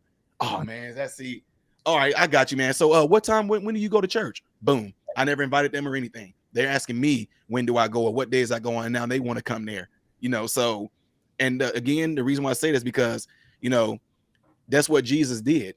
I mean, even though Jesus came and he preached the word, Jesus still turned around and said, if you don't believe me for my words, at least believe me for the works I'm doing. Right. So I tell people right now, don't come with the word, come with your works. One of the best things I've heard a description of what Jesus did is that it's a love story. The Bible is a love story. It's the love story that he has for us and how he extended himself, how God gave him for us, the extent of what he's done for us. If you just can feel all of that, you can understand exactly. Exactly what's going on. But to add something to what you were saying, also, besides the mentors, because I read Erica in the comment section, Erica, you are exactly right. And one thing that the one thing that I do too, is that when a woman is a single woman, I always say to her, please go find, if you don't know where he is, that child's father, because I want you to build a relationship with him that he can be in his kid's life. That is so important. Even if he's messed up, even if you think he's messed up, if he can form that relationship and it can be healthy, Do you know how much that will change a man? Woo, this is something that I did one night, and it absolutely blew my mind, about had me in tears. I was speaking I was on my channel, and I just came from a conference speaking, and the thing was, they want to know what my mindset was on reparations, right? So I went on this whole rant about, reparations. I went on ahead and said, okay, who are you going to get it from? Because what about the blacks that sold you into slavery? How are you going to go? You're going to go over to Africa and find out what tribe sold your ancestors into slavery. That's how you can get your reparations. But then what I said, quit being concerned about some reparations for stuff way back then. I said, what about the reparations now? I said, since 70% of all young people don't have a father in the home, I said your reparation should be asking your father. Ask him where your reparations for all those birthdays he missed. Ask him where your reparations at for the football games he missed, or the basketball games he missed. Ask him where the reparation is from talking to you about girls, or the girls talking him being a role model. You want reparations? That's gonna be the best reparation you can get. I had no idea there was a lot of men who actually left their children and wrote me, and all of a sudden, man, how do I do it? I want to get back in my child. I never thought about it like that way. I mean, and then this thing I didn't know. I'm not gonna say her name because I didn't get permission. She literally told me, I did not know that my son's father watches your channel, and he heard you about the reparations thing. He didn't know that I watched your channel, and her son watches my channel. He's about 17 years old now. End up going right back to his son, forming this relationship. Son was just blown. I mean, son just broke down crying. And that's what it is. You want reparations, you get your reparations from the father that left you. So when you said to try to find these kids' fathers, that's a huge thing. But at the same time, they have to be prepared if these fathers definitely don't want to be there. And that's why it's so important. I would just say this before they would want to go and try to find the kid father to see if the father wants to get involved in the kid life, please have them set up with already a strong male role model already. So if the father does deny him, it's not going to hurt as bad, because he has a father figure that he can fall back on, that's already showing the love and setting the foundation of fatherhood with him. Well, what if they can do it, which is good too, but what if it could be done without the kid's knowledge, just to check the temperature, as far as the child, like the mother finding the man, because sometimes the man ain't that far away. He's just not in the child's life, because sometimes they feel like they're not good enough. Sometimes they've done some wrong things and they're just beating themselves up. They don't feel worthy or what have you. But if the mom said, you know what, I think you should do this, or, if she supported it, I think a lot of times the men would want to be back, in the child's life. I just what I think. But they have to be prepared for that. And that's another thing too. That's one of the parts that when I was telling you about me sitting down with the parents of single mothers and talking to them and pretty much doing this 3-week thing where we're counseling them, is that all these things we have to hit on, because they have to be able to go into this. Look, no matter what caused the breakup, exactly what caused them to leave a child, you have to go in there and leave that stuff out of the way and just go to him. Hey, how you doing? Oh, so the reason why I want to talk to you is because your son is really going to need you. And I want you to be in his life. I need you to be that strong man. He shouldn't have got that, because when D'Artagnan was 3 years old, you cannot do that. You cannot. No, but I'm just saying he left. So I got to go to him and beg him. Nobody's. See, look, you missed the point. You said you have to go to him and beg. No, you're not begging. You are going to him and you're having a conversation about saying you think it would be awesome for him to be in this. Do you think it would be awesome for him to be in his son's life? Well, yeah. Well, okay then. See, but if you're going in there making it about you, even if he wants to be in his son's life, the fact that you came at him that way, dude's like, I'm done. No, bye. See you in another 2 years or something if you want to try again. Absolutely. You're right. Because quite frankly, the men know that there's really no punishment for them not having to have no moral and financial responsibility to their children, especially if they're not working. They won't be punished for it. So it's about your child. It's about your future. And human beings seem to be like the main species on Earth right now that don't put emphasis on their offspring. Right. I do know. So, but wait a minute, let's do this. Black Man Unfiltered. Thank you so much for your $10 super chat. And he says, welcome to SB Nation Church. He's so funny. SB Nation Church, where the wisdom is given free, but the super chat and the gift money goes to SB. You get the money last time. I'ma run it every time. Give me mine. Going up, need no decline. Money line. I'ma run it every time. Give me mine. Going up, need no decline. Thank you, Black Man, for that super chat. So listen, you touched on something else too that we're gonna mention really quick, and then we're gonna go around the world a little bit because it's been I don't know how long I've been talking to you because you kind of just slid in there. I don't want Then you're like, oh man, all this time that went by. yeah, because it's like 2 hours. I'm like, I've been talking to him for 2 hours, but listen, you mentioned single moms. Mm-hmm. You said your mother had 4 boys. Mm-hmm. And we are stair steppers. So matter of fact, me and my oldest brother, we're not even a full year apart. Like we're the same age for 13 days. So like right now it's 41, 40, 39, 38. Wow. Now, but yeah, so 4 boys, and the 2 younger ones, they kind of went a different direction. So wow. So listen, I've been doing some panels for this last week where we talked about blending families because I was a single mom for a period of time. And I was on a panel with another young lady too, where she was a single mom and now she's married and they have 7 kids and she's pregnant now. So it's like, what? Like she did that thing. But anyway, we got a huge, we had no idea, well, I didn't, that we would get huge pushback because I am also my husband's second wife. And I took the approach as, he did that perfect person or not perfect person. What he thought was a perfect woman was the first wife.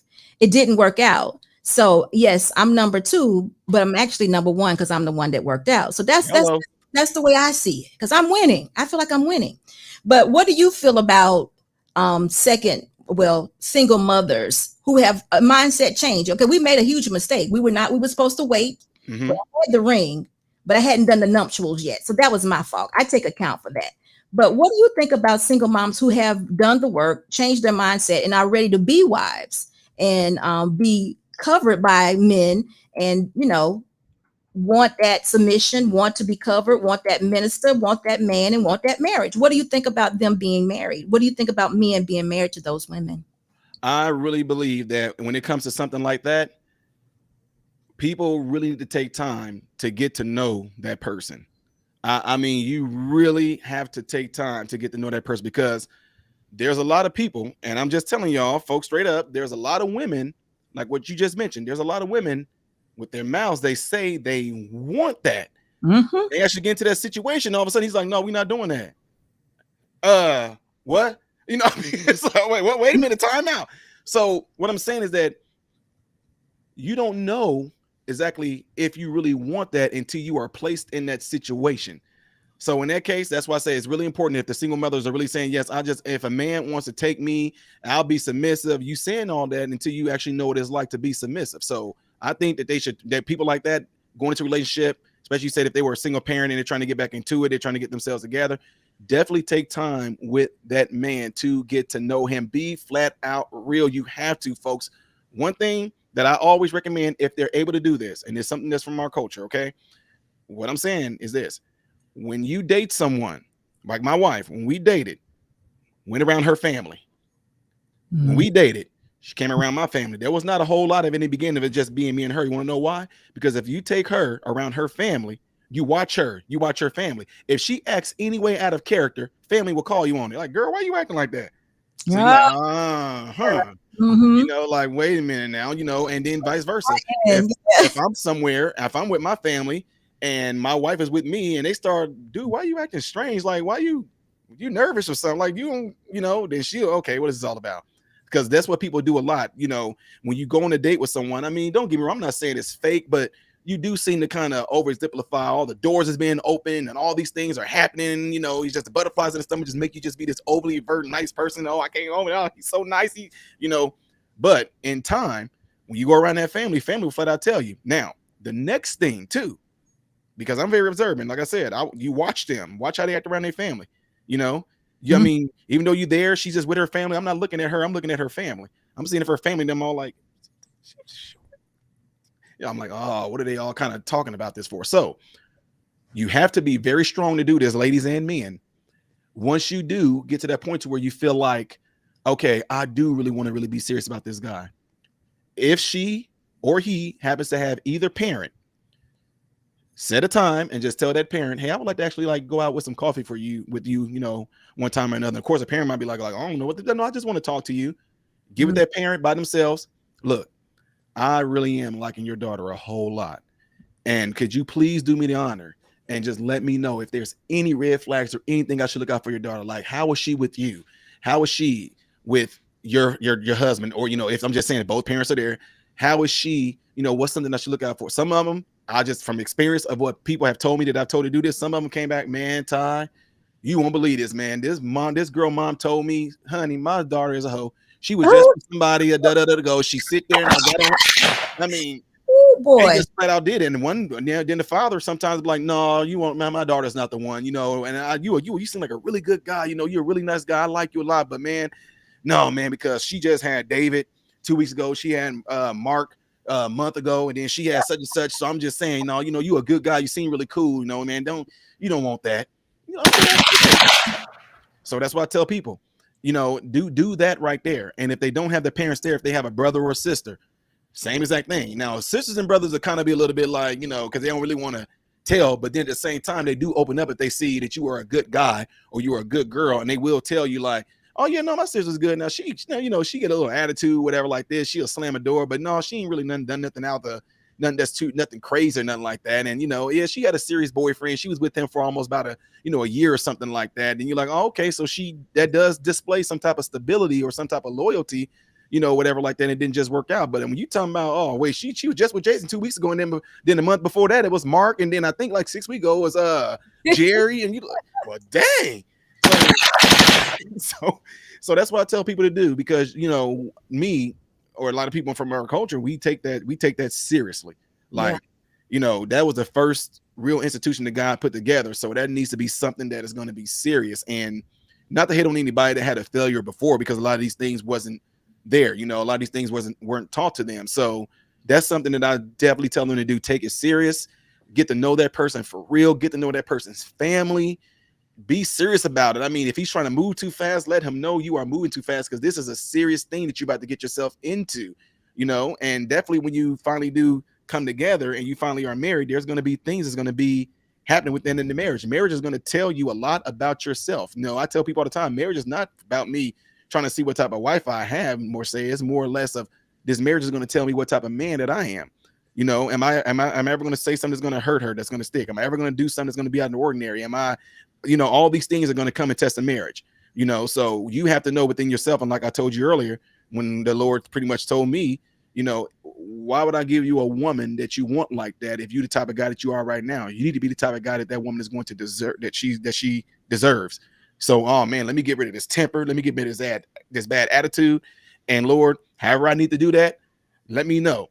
And people, when you pray for something like that, do not be surprised when you get tested on that, because when I said, help me with my temper and help me with my potty mouth, woo, stuff started happening that tested it. And I failed quite a bit in the beginning until I caught on, wait a minute. Oh, well, all of a sudden people starting to mess with me and starting to just you feel big though. like I get what's going on. So then it got to a point to where I was able to get through, and I'm like, okay, yes, because what happens is that is actually giving you something before you get married. It's actually something that can train you on, and what can happen when you get into that marriage. You're able to hold your tongue. You're able not to let your emotions you're able not to yell at her. You're able not to snap off at her. Gosh, you can do something that can really hurt her, So you will find love once you get into that marriage. In other words, you have that patience, that long suffering that comes with it. Now, listen, Miss T. Shaw had a question, and I think you were also speaking of women, single women with children. Am I correct about that? Mm-hmm. Yeah. That's what I thought. So listen, I got this real big question that I'm gonna ask, and I hope you can help me out with it, because again, I like to get back to the nuclear family. Mm-hmm.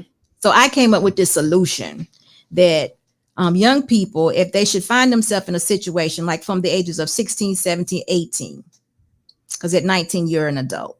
So at 16, 17, and 18, if you find yourself in a situation where you have impregnated a woman, a young girl, or you're pregnant, both women and young girls and young boys, I think that the federal government should incentivize married couples. Instead of us incentivizing single moms, we should make sure, basically put the marriage together and have the young man marry the young woman that he's impregnated.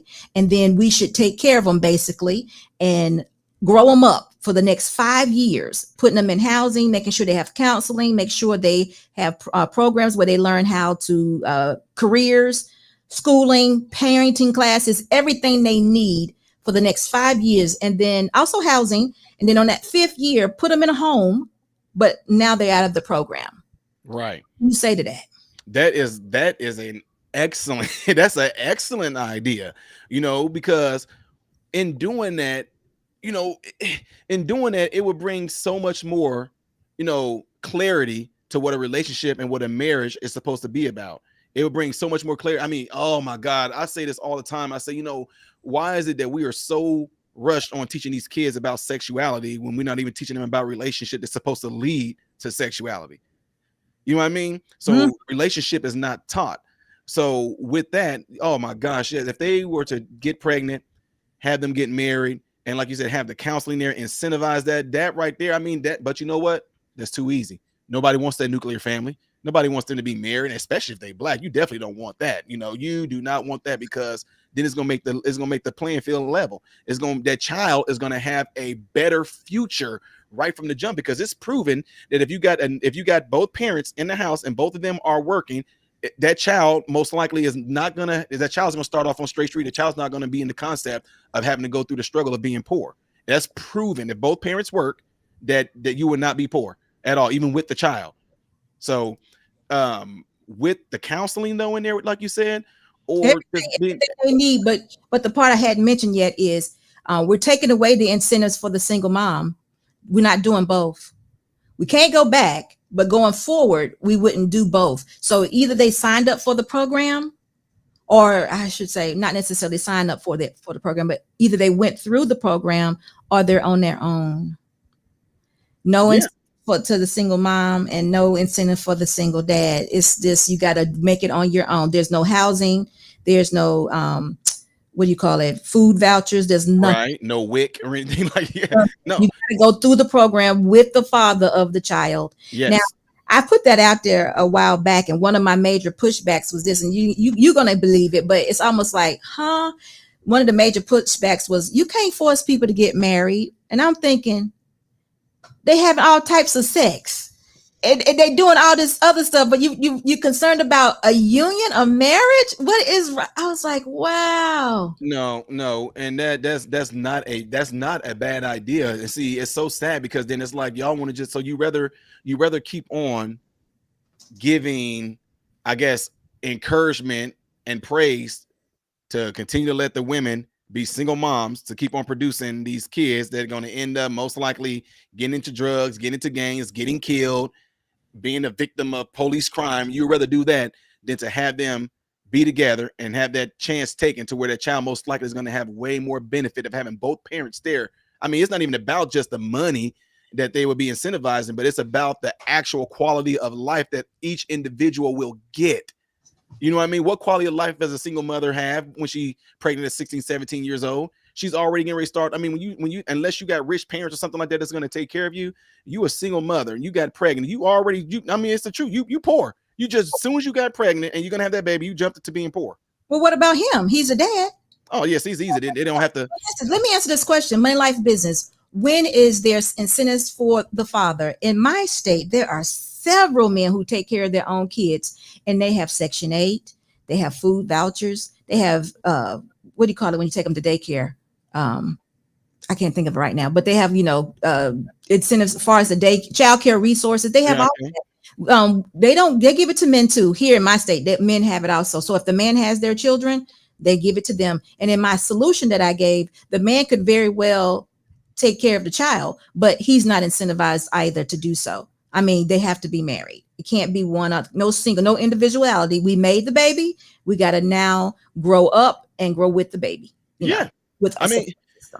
Again, it still goes back to that time, like I say, that little lullaby that we just seem to it could be really, truly emphasized really hard if we paid attention to it. It said, first come love, then came marriage, then came you with the baby carriage.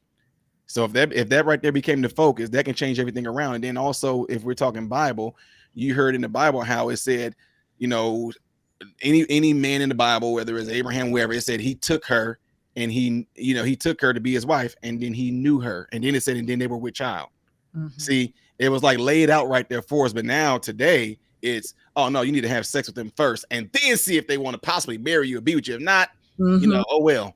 So, or don't even, yeah, it's almost like marriage. Like marriage is like, oh, I mean, like, I don't know. It's like it's a thing. It's like that thing that was behind that door that you didn't want to open. right. So, And but that's you the know why you didn't want to open it. Was just like it's a big scary thing. Like you don't, it's not what you make it. You know, marriage, I always say that marriage is what we make it. yes.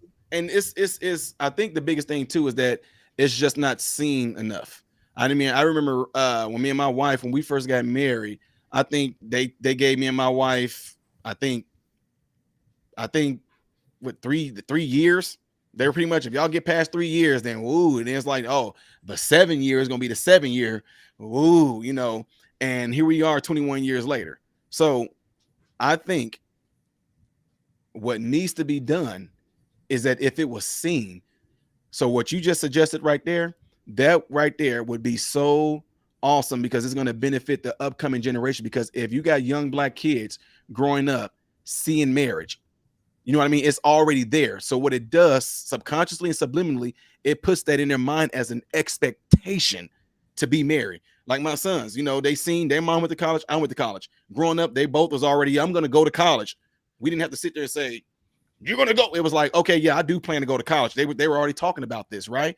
Yeah. Because it's already in their mind subconsciously and subliminally as an expectation. So back in the late 1870s, all the way up to like the 1940s, Black people, we were married more than what white people were. This is during a time where there was systemic racism and there was white privilege and all those things were in place. But yet at the same time, Black people, we were married more than what white people were. The fathers were there, you know, and so this thing kept going on and on and on. It was like, it wasn't even a question. And then the mothers who were single mothers during that time, they were only single mothers because their husband, not boyfriend, their husbands died. That's the only way they were single mothers. And at that time that they were single mothers, they were in their late 20s and early 30s. So now we have to ask, now what happened? See, if the Black people were doing it like that, and we were married more of us were married more than what the white people were from the 1870s to the 1940s, 50s. So now you have to ask what crept in and what happened to actually take that expectation away. And we know they incentivize it with the welfare and affirmative action came in. And I know right now, a lot of people that I've went to school with and Black young women, they flat out tell me, oh, they told me that if it's a man living in the house, they're going to take away my Section 8 and they're going to take away my food stamps. Wait, what? So imagine that. What you just said would have been key. You got the man there with her. You got her there, and they're still getting the welfare and getting the help to actually try to work and get themselves built up. But then the government comes in and say, no, we're going to take that from you if you do that. Right. Yep. So now we're going to start telling lies. But listen, Money Life Business says it will never happen. That would look like slavery for certain gender. Slavery. Wait, what would look like slavery? Black people being married? Married? Slavery. Black people being married would look like slavery. I think Money Life Business, you got to kind of elaborate on that a little bit more to let me understand where you're coming from with that, because I don't know what he means. Like, too, this is not mandatory. Well, it is. Well, it's not mandatory, but if you want to be incentivized, then this is the route. Now you can do it on your own, but you can't expect the federal government to take care of you. I'm trying to figure out what part is he saying that if they get pregnant that they should get married? Is he saying that would look like slavery?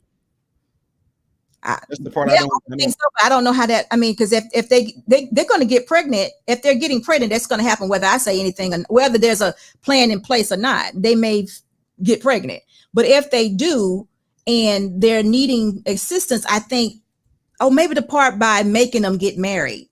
Yeah, that's what I'm trying to. Yeah, making them get married. But again, you have to think about it. The overall benefit that that's going to have. I mean, I don't know how old you are, SB, but I just know from my grandma's generation and like my their generation, it was like not even. Like I'm saying, it wasn't even a question. You what? Yeah, the young man come home, take his hat off. Yeah, Dad. You know that me and Sabrina been together, and well, Pops, she pregnant. Well, you might as well go ahead and keep on working, get ready to marry that girl. It was an expectation that you got this girl pregnant. Then the marriage stood for you are going to have to take care of your family. That was the whole overall measure. You might as well get ready to marry her and all that and keep that job because what? You're gonna have to take care of your family. It was an expectation. Now they just, I mean, we can dip off and have like all kinds of different baby mamas and don't have to do nothing. Don't like them. You know what? Back then, you had to, at least they liked the woman. You know, it may not have been love, but they liked. But now you ain't got to like her.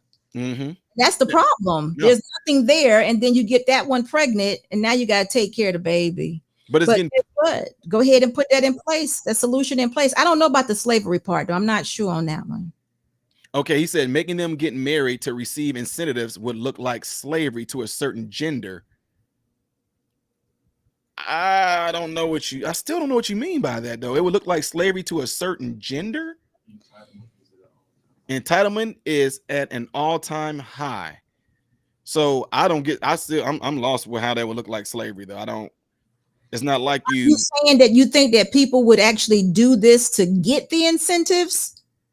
Because if they do, then great. People actually are getting pregnant and we're gonna get married so we can get this incentive to actually help us out so we can be ahead and actually making sure that our baby's gonna be ahead. That's an issue.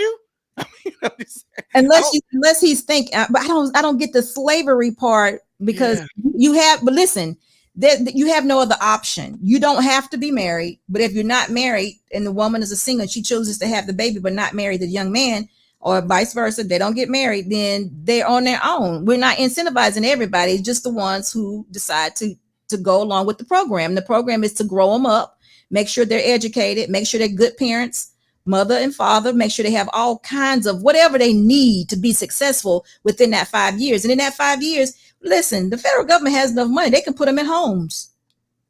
Yeah. Put them in a home and let them go. Now, I happen to think that would be like, because guess what? 5 years, even if the person's 16, they're 21 at that time, they're still an adult. That's, you know what? And you gotta successfully complete the program. You can't, you can't be foul within the program. Right. Because there's, people checking you out, there's eyes watching you closely, being monitored per se, like the programs are supposed to be now. The welfare programs and whatever that we have, incentives that we have now, they're not supposed to be for life. They're supposed to be to make you better and move you on. Right.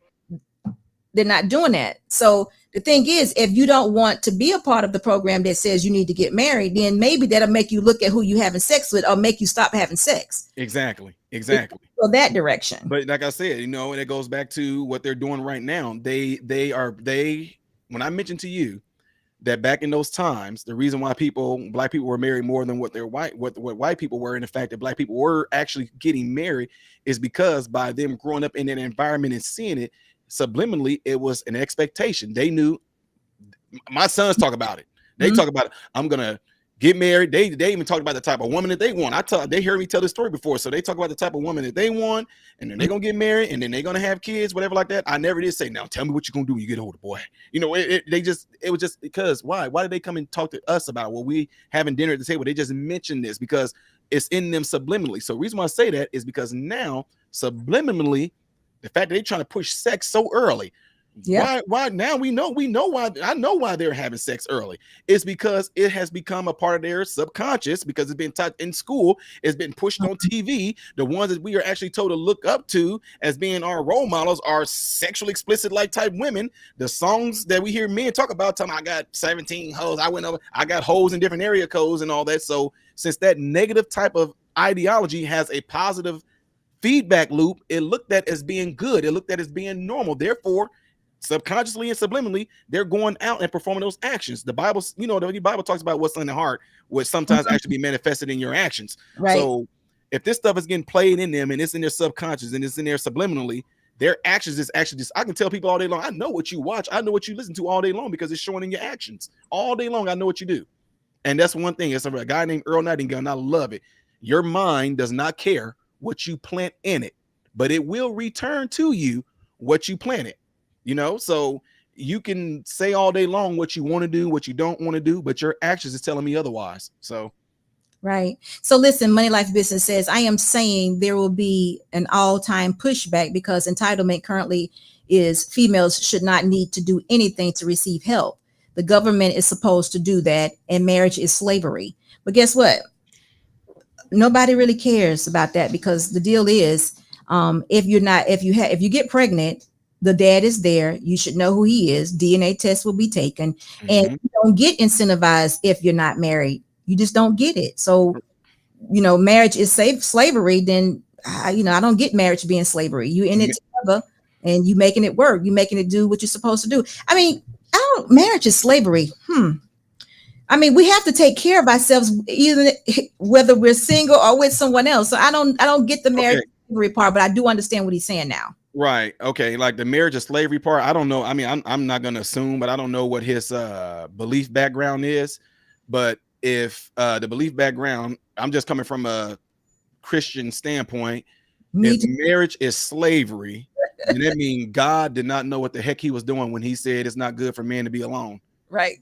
So this man, this ultimate intelligent being that created us, who knew exactly what we needed, who knows every being knows every hair in our head, he would actually get us a helpmeet just so we can all be in slavery. Well, Ty, go back a little bit further. He took us from you and made us for you. So what? Yeah. He said he made the woman for the man. So I guess so we can all just be in this slavery together. That's I don't know what you mean by that. So. Yeah. But see, guess what? This is another talking point that we find here on YouTube, and another attack against marriage, because everybody knows and understand that the nuclear family and marriage is where we thrive best. It's where we dearly beloved. So it's another attack against it. And again, we're examples. You're 21 years. I'm 27 years. I'll be married 27 years in November. So I when people tell me something about marriage, I just look at them like, oh, really? Right. Like, yeah. And me is like, what? 21 years of marriage? Well, how? What are you 25? Yeah. You got married when you was 12, so it's just crazy to hear. I'd be like, oh, really? I get it, and I don't feel like I'm any different from anybody. I don't feel like my husband is any different from any man, but he wanted to be married. I guess that's the difference. No, I mean, I don't, even then, though, just for marriage to get looked at from that perspective is another one of those type of things that I talk about right there from the Black community, that this is why people don't want to venture out of the hood or out of the projects, because somebody might have told them, man, no, don't be talking about no getting married, man. Marriage is slavery. And then all of a sudden somebody might buy into what he just said and don't want to get married. I guess what? So then what? Just keep on having a bunch of sex and having kids and single, off the government. Right. And see, that's what the point that's being missed there. Oh my God, folks, I don't, I might be young, but I've went through so many different things in life I can't even begin to tell you, but you are not going to find a ton of more fulfillment than you are going to find in family. As a clinician, I don't know one person. Let me tell y'all something. Because this is crazy. There was a man, one of my first clinical rotations. I'll never forget his name, and I can say it right now because the family gave me permission. His name is Mr. Carpenter. I was working with this man, and all of a sudden, this man went to something called agonal breathing, right? Agonal breathing is when a person is taking their last breaths. This man grabbed me. He started taking his last breath. I'm like, Mr. Carpenter. He started taking his last breath. Hey, come here. The nurses them all went, oh, no. I'm like, there's like, Ty, don't forget his chart. He has brain cancer. So he's just stay there with him. I sat there with this man the first in my life. I sat there with this man, had this man staring at me as he took his last breaths. And that right there was a crazy moment for me, because you know what I said? Oh man, where's this dude's family? This man was a rich man. CEO, known in a lot of places, right? So I had to be the one that's like, Ty, we hate to do this, but since you're in your clinical rotation, you gotta know what it's like to tell a family. I gotta call his family, tell him that he passed away. I'm like, man, I'm nervous. Okay, got on the phone, called his wife, told her, hey, Mr. Carpenter, I was with him. He passed away. Good. What?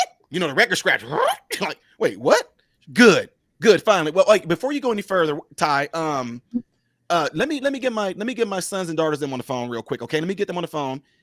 Okay. I heard them call them. They came in there. She got them on speakerphone. Let them know, Ty. I said, I want you guys to know, I'm sorry to tell you, but your father passed away.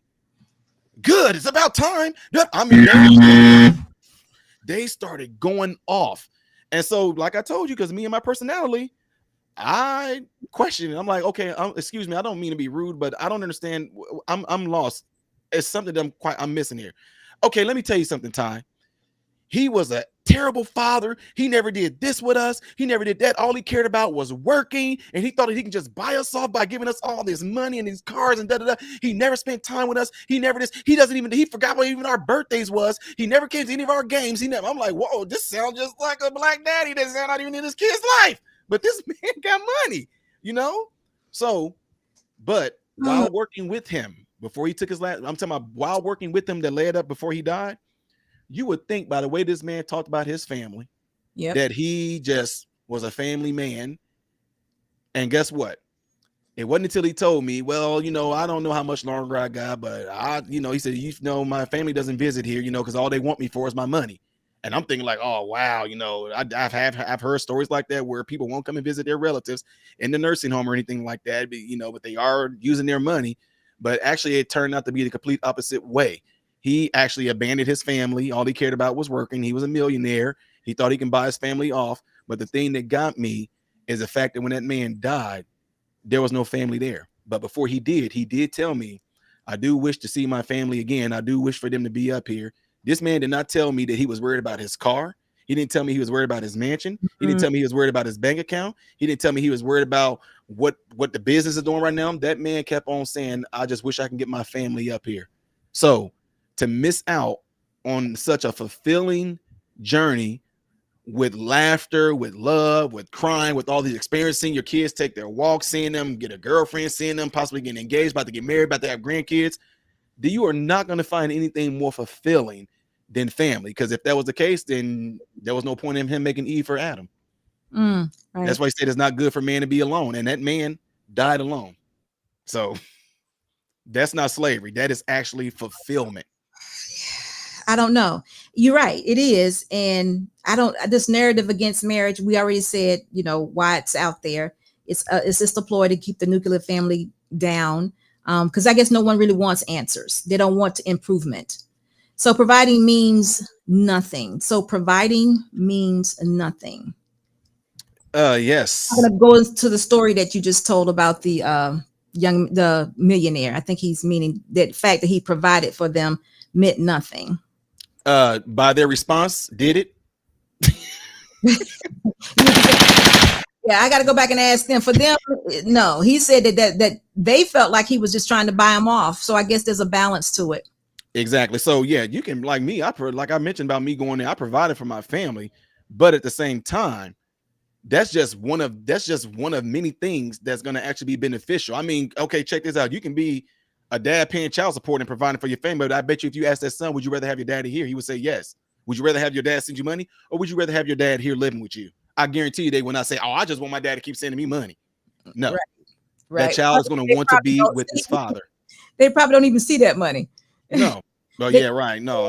Right.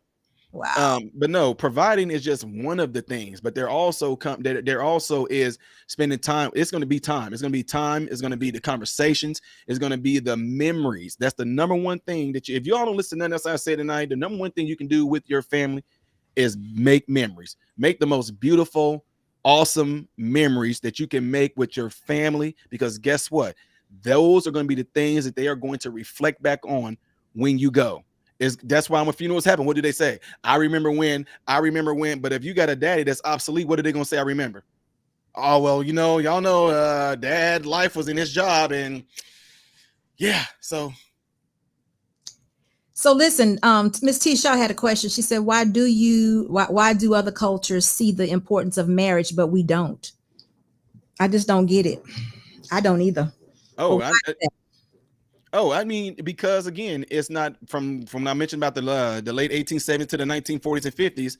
It was emphasized. It was already something that was expected, but now that's been switched over to where the focus has been changed over to being like we are right now. So the focus has to change, and the only way the focus is going to change is coming through parents. You cannot allow your children to be around certain crowd. You cannot allow your children to watch certain things on television. The reason why it's called television, because it's telling you how to vision, and a way that you want your children to think, a way that you want your children to behave. you make sure that they are able to see things that demonstrate that, not only in your household, but then also on things you allow them to watch. You know, it was this one show that my sons didn't watch that I could not stand. And I don't know if anybody ever saw it. It was a show called Caillou. And it's a little cartoon about this little white kid that was just kind of growing up. But man, SB, I would get so mad. I would get so mad. Look at my kids, be like, if y'all ever acted like that boy right there, I would tear your butt. Because whenever this boy didn't get his way, he dropped to the ground. Oh, boy. I said, if y'all ever. Because one time my oldest one, he kind of did a thing like that a little bit. I'm like, okay, babe, he is not watching the more Caillou because he got that from Caillou. He even verbatim said what Caillou said. I don't ever get to do what I want. Come here. Pop, pop. Say it again. Say something like that again. What do you? He's not watching Caillou no more. That is not getting into our. No. Next thing they say, you don't love me. That's coming next. But I think too that the marriage part. Well, so wait a minute. You said that around in the 60s, you didn't say it this way, but around the 60s, then that's when all the benefits came and the welfare came. That just basically took the place of the man. So that took the marriage. I mean, so in other words, the women just kind of sold the men out, decided, I'd rather have these incentives than the man. Right. And that's the danger right there, is that people got to understand that when God put Adam and Eve together, there was no concept of these incentives. You know what I mean? Yeah. So when people just get so messed up with this, because the family is the thing. The family is the number one thing. When you have the family, everything else can fall into place. So people are so caught up with it. Like I said, they put their focus on getting incentives. The incentives represents like money and free things, as long as I don't do this. And then you take that and you put the narrative behind it and ideology behind it of pushing women to tell them you don't need a man. You can do this on your own and all this. And then you put stories out there. You put shows out there. I didn't know I was pregnant and 16 and pregnant. And then you put these shows out there showing women just, which is, I'm just telling y'all, a lot of the stuff is completely false. Give these women a reality show where they say, well, I'm a single mother and I'm doing my thing. I'm a business owner. I'm I don't need a man. I got my own stuff. Whoop. They do all this. And then these women are buying, a lot of young girls are looking at that and they're buying into it. But what they don't show you is what she does when those cameras are off. That's right. Miserable. I do want somebody. It's hard going home to a lonely, empty house. And, I was out the other day and I just seen this man. He was out with his kids. And I just thought to myself, I wish I had a man that was pushing my, but then lights come back on. So anyway, I just told him on the job today. I told him, and I told those men that was I told them, oh no, I run this. See, y'all have to boo-boo. Y'all have to be like that. Understand, you are the woman. You are this. And don't let these men lights go back off. Yeah, like the cameras, lights, and everything go back off. They out. I'm just looking for a man that just want to love me for me, and they don't show you the reality of that. You're right. You definitely people fall for that. That is so true. But we got to figure out how to combat this, because there are so many platforms that talk against being married, talk against the nuclear family. Don't really feel like it's even necessary. I have people now that women don't need men and men don't need women. No. Okay. So what's not being asked, and I wish that I was able to get some things together to show this. I guess I can do it. What I'm saying is this. A lot of the kids that you mentor, I might think about asking the parents if I can do sort of like, not necessarily like a documentary, but I want to do a thing to where I can sit these kids down. Like I'm sitting in front of this camera right now. I would be behind the other side of my cameras over here.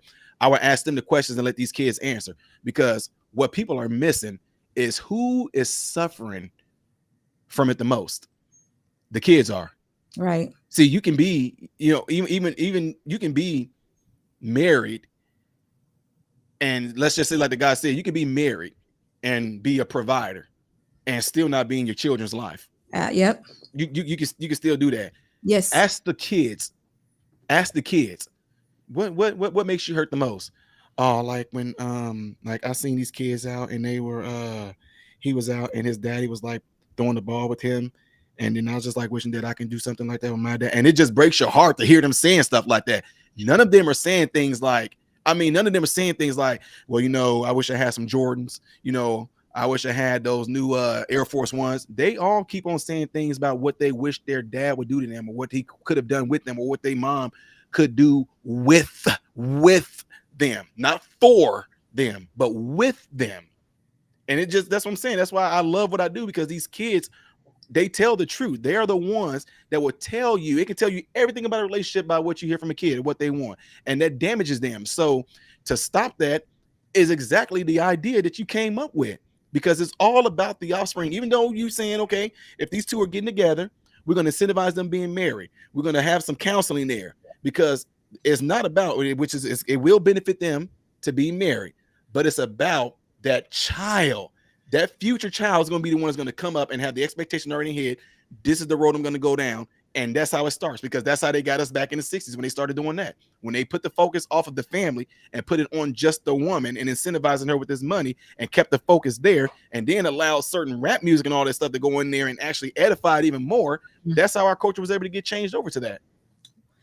So you're right. But listen, how do we get around? Let me think about this, because even with my solution, and then we have this Roe versus Wade thing, there is no education. Nobody has said anything about let's educate these young folks not to even get into this situation. Mm-hmm.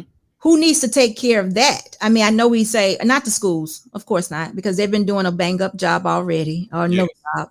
But I think if we could talk to the people, talk to the young people prior to having sex, maybe, or possibly, we could teach them the importance of it and what it is really like to procreate and why you should wait till you are married. So Right.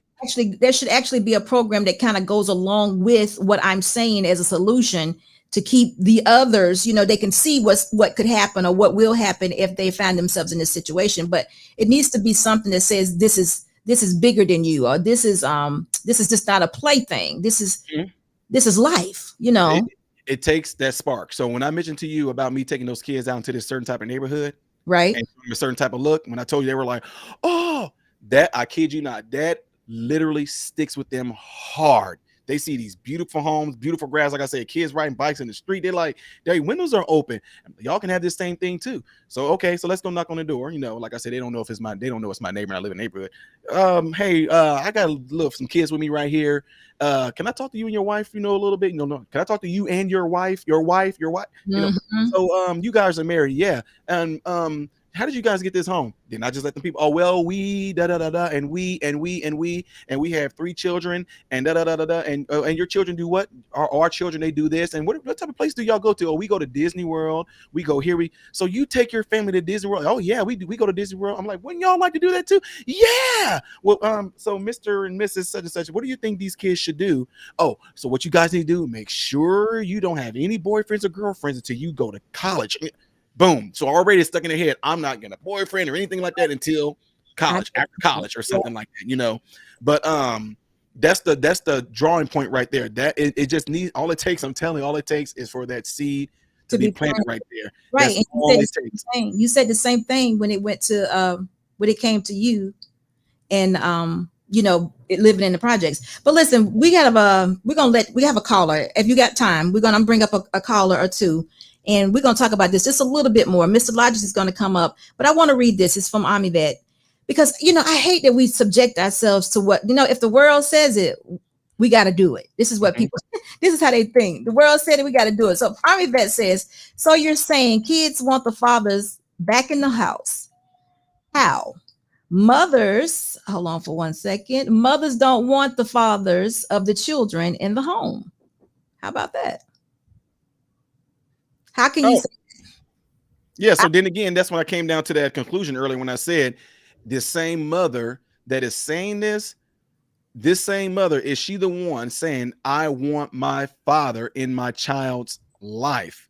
You remember I was saying that earlier, how a lot of them saying that they want the father and child life. And I'm like, okay, if that's the case, you got to squash whatever happened between y'all. Y'all need to get that right, because it's about to be about your child, So now I can understand it if it's like, okay, no, I don't know what it is that the man may have done or whatever like that caused them not to be together.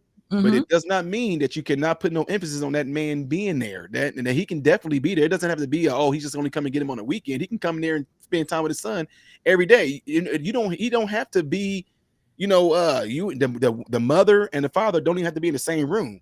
The child's not going to know that. Like me, he doesn't have to be in the home. He just needs to have that relationship with the child. Absolutely. But even with we even mentioned with a father not being there, there still needs to be some sort of male mentor if it's a child. It needs to be a relationship. That's what we're trying to build, a relationship, because sometimes you can't, I don't know if the mother wants him in the home or not. I don't know everybody's situation. Well, let me say this though. I hear today that there's a lot of modern women that don't like men or don't want men around, but I just can't see women being alone. I think women want companionship. Now, I don't know what they're willing to sacrifice to get that, but I just don't see that women just want to be alone. But, I'm hearing there's some different type of women out there. I mean, if they honestly, I think that different people I just know that different people may have, I guess, that gift, I guess you want to call it. But at the same time, Mr. Terrace joined. Their actions will say it. If you say the modern women don't want to have a man, then that means they should definitely be celibate the full ride until they die. Yeah. You know what I mean? If you saying you don't want a man, you don't desire a man like that, then that means you definitely are a woman that I would say, oh, so you've been celibate your whole life then, huh? Or you going to be? Yeah, because otherwise it's to screw one and then say you don't want him, right? Yeah. Obviously you want something from them. And because if you can't now see, and we're gonna be real. I can say if a woman was to say, well, no, she don't really want a relationship, but she really don't necessarily want a man. She just want what the man has. Well, it's like, okay, well, you can go get a toy then. Yeah. So what is it that you say? I'm saying it's something you want that touch, you want that warmth. Don't. It's not just that. So no. And I would say to the man, stop allowing this woman to use you as a utility. Why would you want to even be involved in that? I wouldn't want that. Mr. Logic. How you doing, Miss Security Boss? I am doing great because guess what? You have popped up. You got 5 stars on your chest. You are fantastic. That looks so good. I love that. Thank you. Yes. So where you been for the last week or two? It's been quiet without you. We've been walking around here asking, where's Logic? Where's Logic? Oh, I've been in the Philippines. Yeah. I saw the pictures. Yeah. Sila Angulomo. Oh, good. Hey, have you tried the Filipino rum? What is it, Don Carlos? No. Oh, try. Senegal. Try it. No, it's good. I had fun. I mean, it was work. It wasn't no vacation. So I wish it could have been a vacation, but it was work. So Logic, have you met Modern Renaissance Man before? I think I came up on a panel with him. Okay.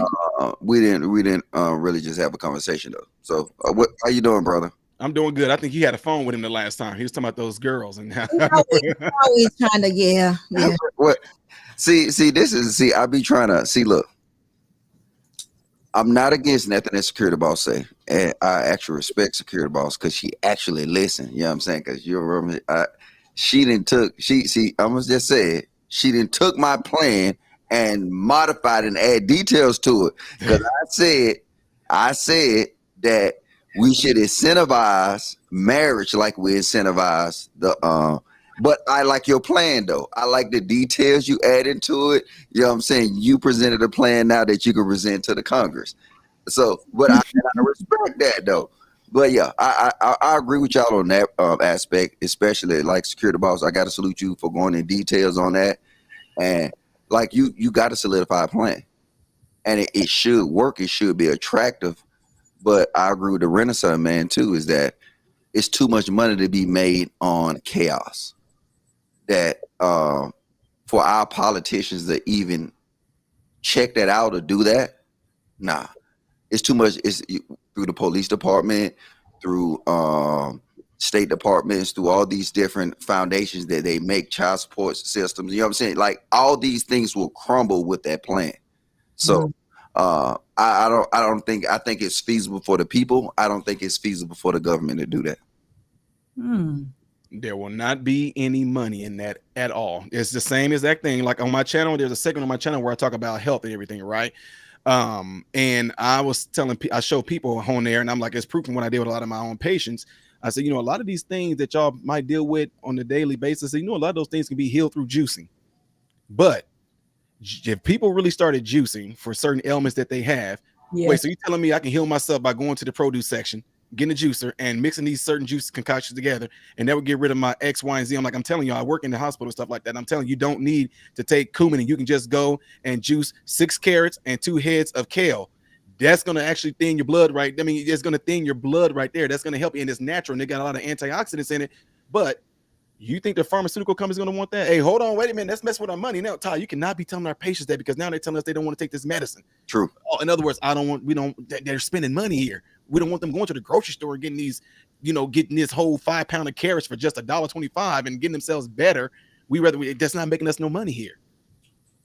So Mr. Logic, so since you don't think that could be something that would be done, so what can be done? Because we got to do something, because the single mother, I could say that's an epidemic, right? It's too many. And we have too many young men that are being put up on, that's subject to this child support system, that we can't change that either. So are you saying that we can't change nothing? We can't do anything. We just have to accept things for the way they are right now and just keep going? No, I'm saying, I'm with you. I'm thinking that we can do it. We should do it. But not only if it would be a political disaster, a majority of the people in our community would not even support it. And I mean, let's be honest. Positive things in our community, we don't support it until we see it actually work. You know what I'm saying? You look at the real estate market. Black folks didn't do it till all the white folks bought up all the real estate market. You look at the weed industry, or we always the last to implement it. So right now, I don't think it's a bigger issue for a majority of the United States for them to take action on it. You know what I'm saying? They would never take action on behalf of Black people. But you know what? I mentioned this once before, and someone gave me a comment that there are 5 other countries already doing this. So there is an example out there. There's supposedly 5 other companies. I didn't ask in detail what those countries were, but there were 5 other countries that's actually incentivizing marriage and actually making or recommending that young people get married. So there is an example of it being done. So I might have to look into that and see what they're actually doing. South Korea do it. South Korea, their child support system is not even a department like we have like a child, like you have a department in each state. They don't have that. It's done at a national level, or because when I'm saying them, because normally everywhere else they call it a state. So like the state of South Korea, and everything else is considered private, is what we consider a state. So, but the state of North Korea, it's at that level. So it's like what they do is they make it so hard for you to get these benefits that now it's more or less it's not encouraging the behavior. So now what the women doing is they falling in line. They're not doing this because they know they will not be supported by the government.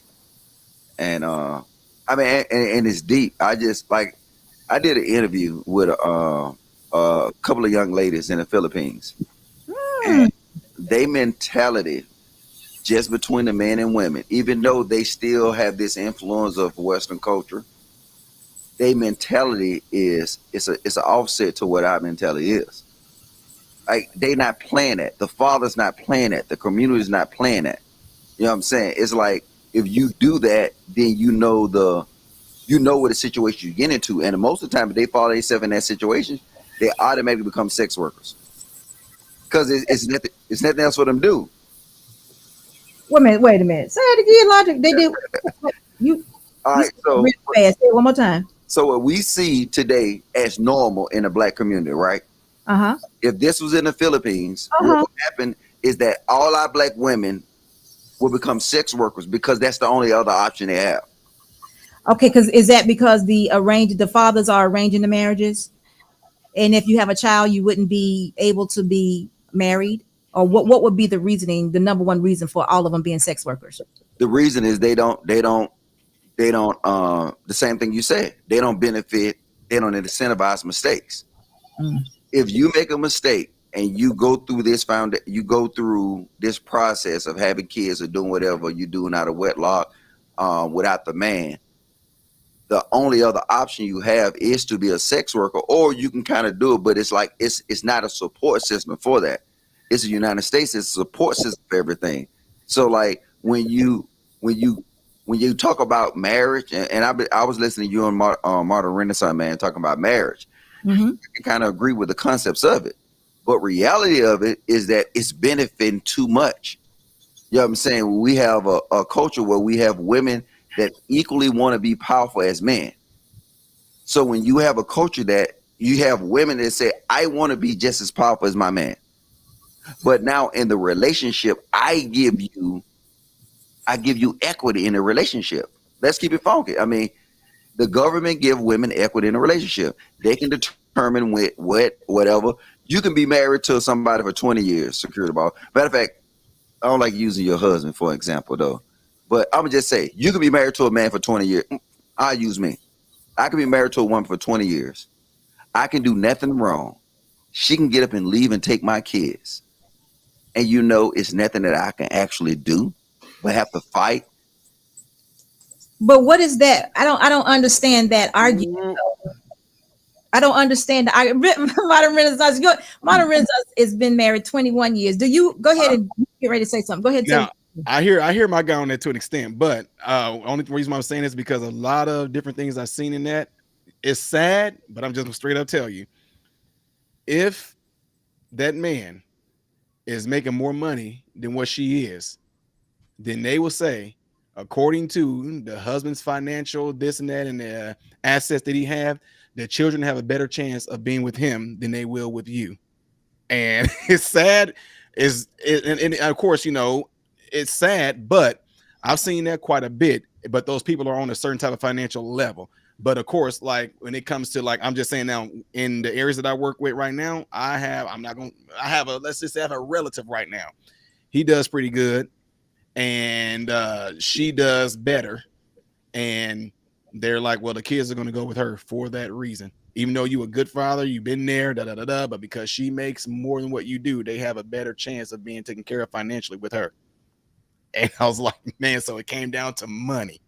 Well, see, because it's not like that. Because if you look in the aspect of the relationship between a man and a woman, the man is guilty until proven innocent. The woman is innocent until proven guilty. Let me explain. If you and your wife right now was to break up,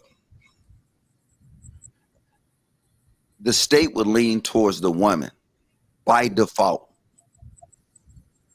And then now you will have to prove your innocence in a situation. But the state will automatically take her side, because the thing is that if you was to leave right now, y'all have a disagreement, you was to take the kids, they would call it kidnapping. If we gonna keep it focused, keep it focused. In a marriage, though, I don't know about that. I mean, I get a relationship. Right. If y'all was to break up right now, Logic. no, I'm just saying, just let's keep it. That's not correct. And let's listen. You have just as many rights to your child as your wife does, if there hasn't been a custody hearing done for those children. It's not kidnapping. You can take your child, but guess what? Guess what though? Seem like to me that would be an incentive for you to pour into your wife and your marriage each and every day, so that can take you to death. And there's nothing else in between. Nothing else in between. There's no, what if she gets up and take my kids? So what? I mean, 20 years. Y'all put in 20 years. Nobody's leaving a good marriage. Somebody has said that. It's not happening. Your job is to be married, pour into your marriage relationship for life. That should be your only concentration. And if you're doing that, your woman ain't gonna leave you. She's not. You're talking in the best case scenario. No, listen. I'm just saying. Right here. No, listen, I'm giving you examples. There's 21 years right there in front of you. There's 27 years. Anton 15 or 17, however many years. There's plenty of us out there. That is the best case scenario, and that's what you make it. It is. See, that's still anecdotal, because see, y'all situations, look, like I said, I'm telling you, that's still the best case scenarios. It's what you make it, though. It's all what you make it. If you want that, you create that. If you keep talking about your woman leaving you after 20 years, she might leave you. And guess what? Then you went into what you say? Found guilty. He's guilty until proven innocent, and she's innocent. Guilty of what? What was the crime? The thing is, even though, like I said, you have a vast amount of knowledge with dealing with relationships, right? And then that will also become your Achilles heel, because You don't understand the reality of what's going on out here.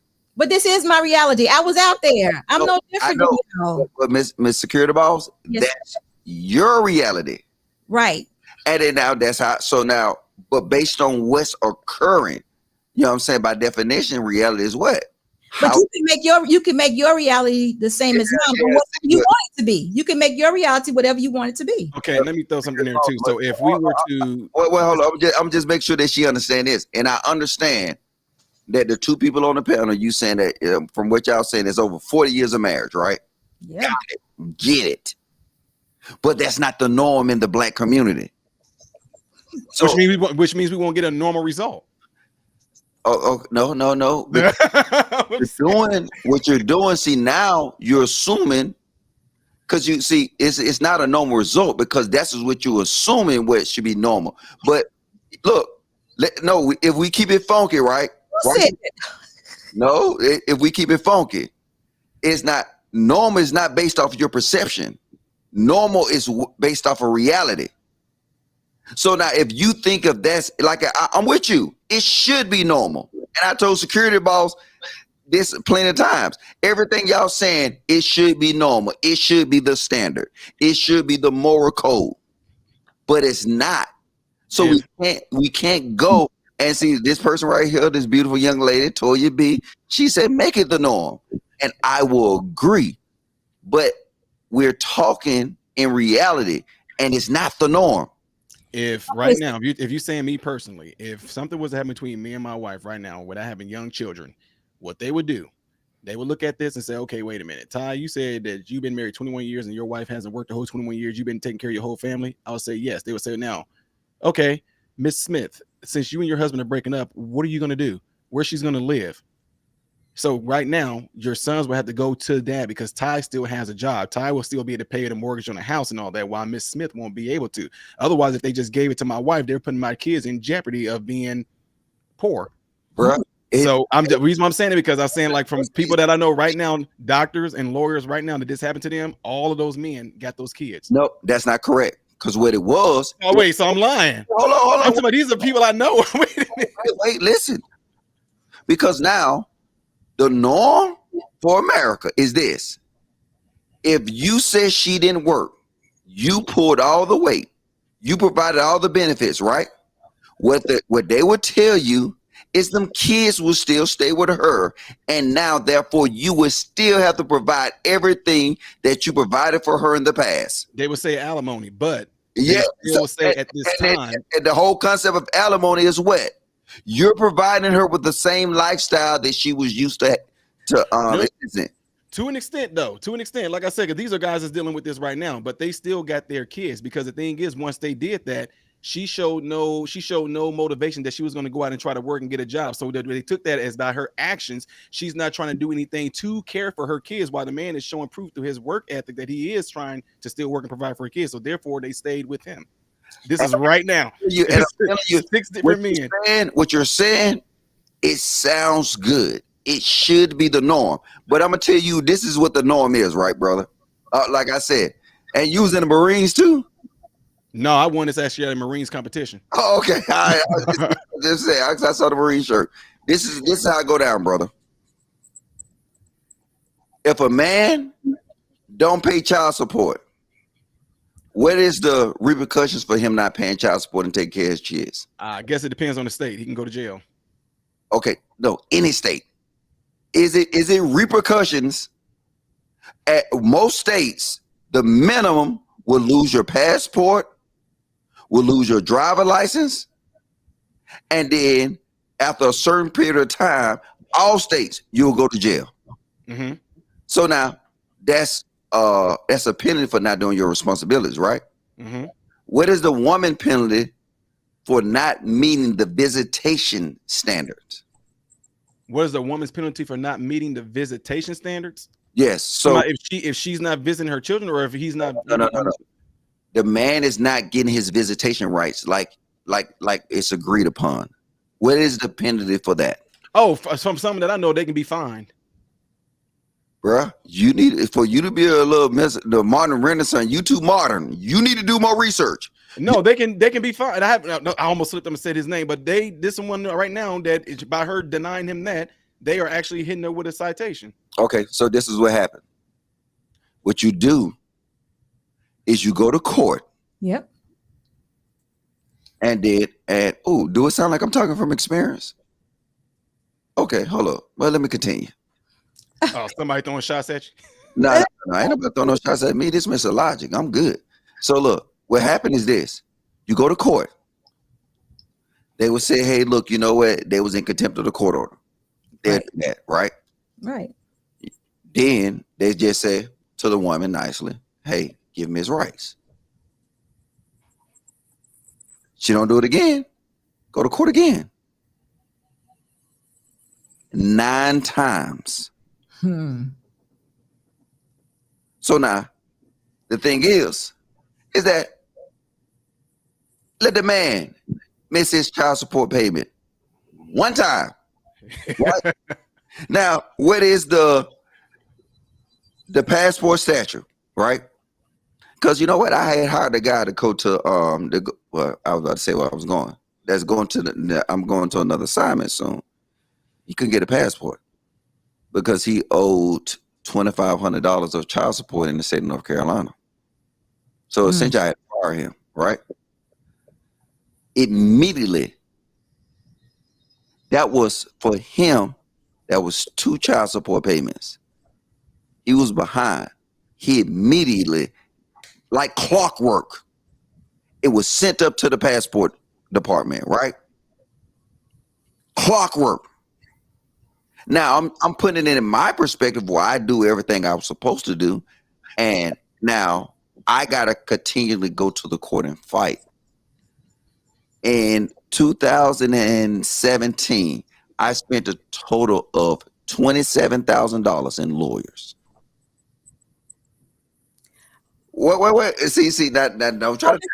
For a minute. Let me do this super chat because I got a question. Okay, yeah. Do the money line then. Go ahead. You need the money line because you need to breathe. No, I don't need to breathe. You need the truth. See, all right. I'm gonna fade the black on security. See this, Mr. Ball? I'm fading the black. I ain't got time for this. I see myself on the screen.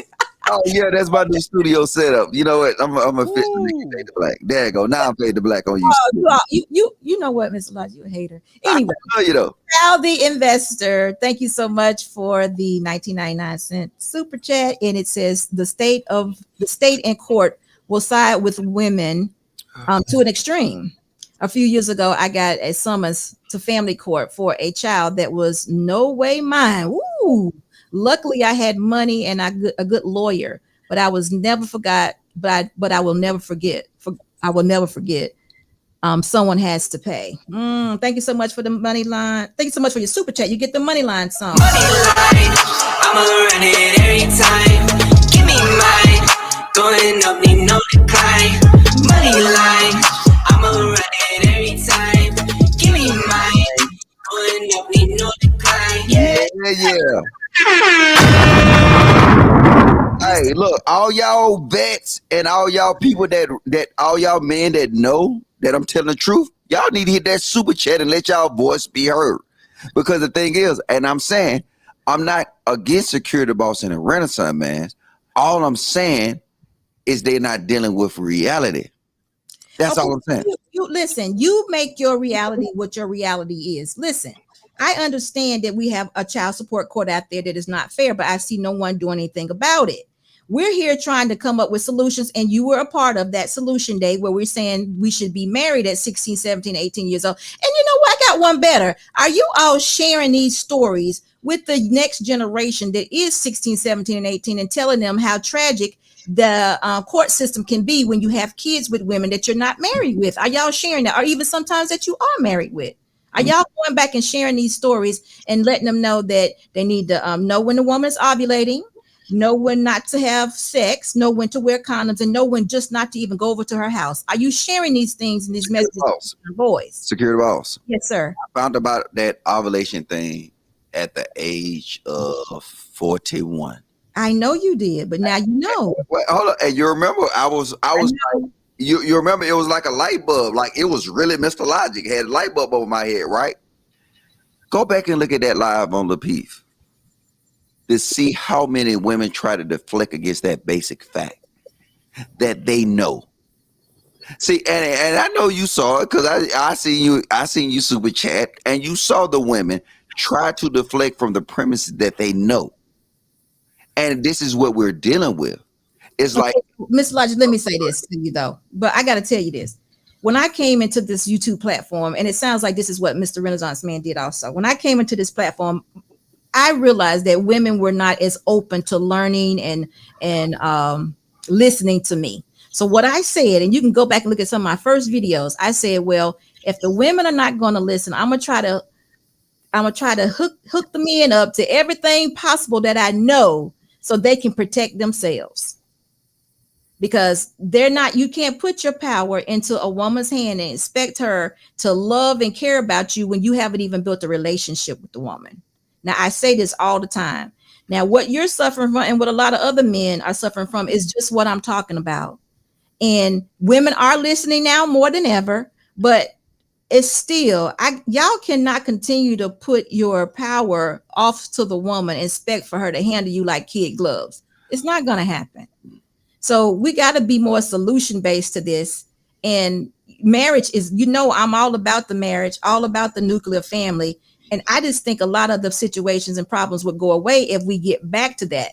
I know that it may not be a perfect situation, but my reality is my marriage. My reality is the creator. My reality is Christ. The problem is we got a big old sin problem, but nobody wants to get to that. I understand that. Nobody really wants that. That's not norm either, right? Nothing's norm. yes. So what is really norm though is you had no examples. We had no examples of how it was supposed to be.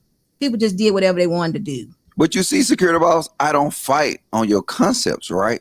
Right. I don't fight on your concepts of what you're Renaissance Man saying that should be the norm.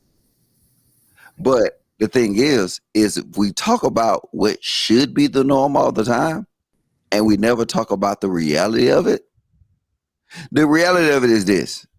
The reality of it is this, that in 2022, the modern Renaissance women had two things, equity and equality.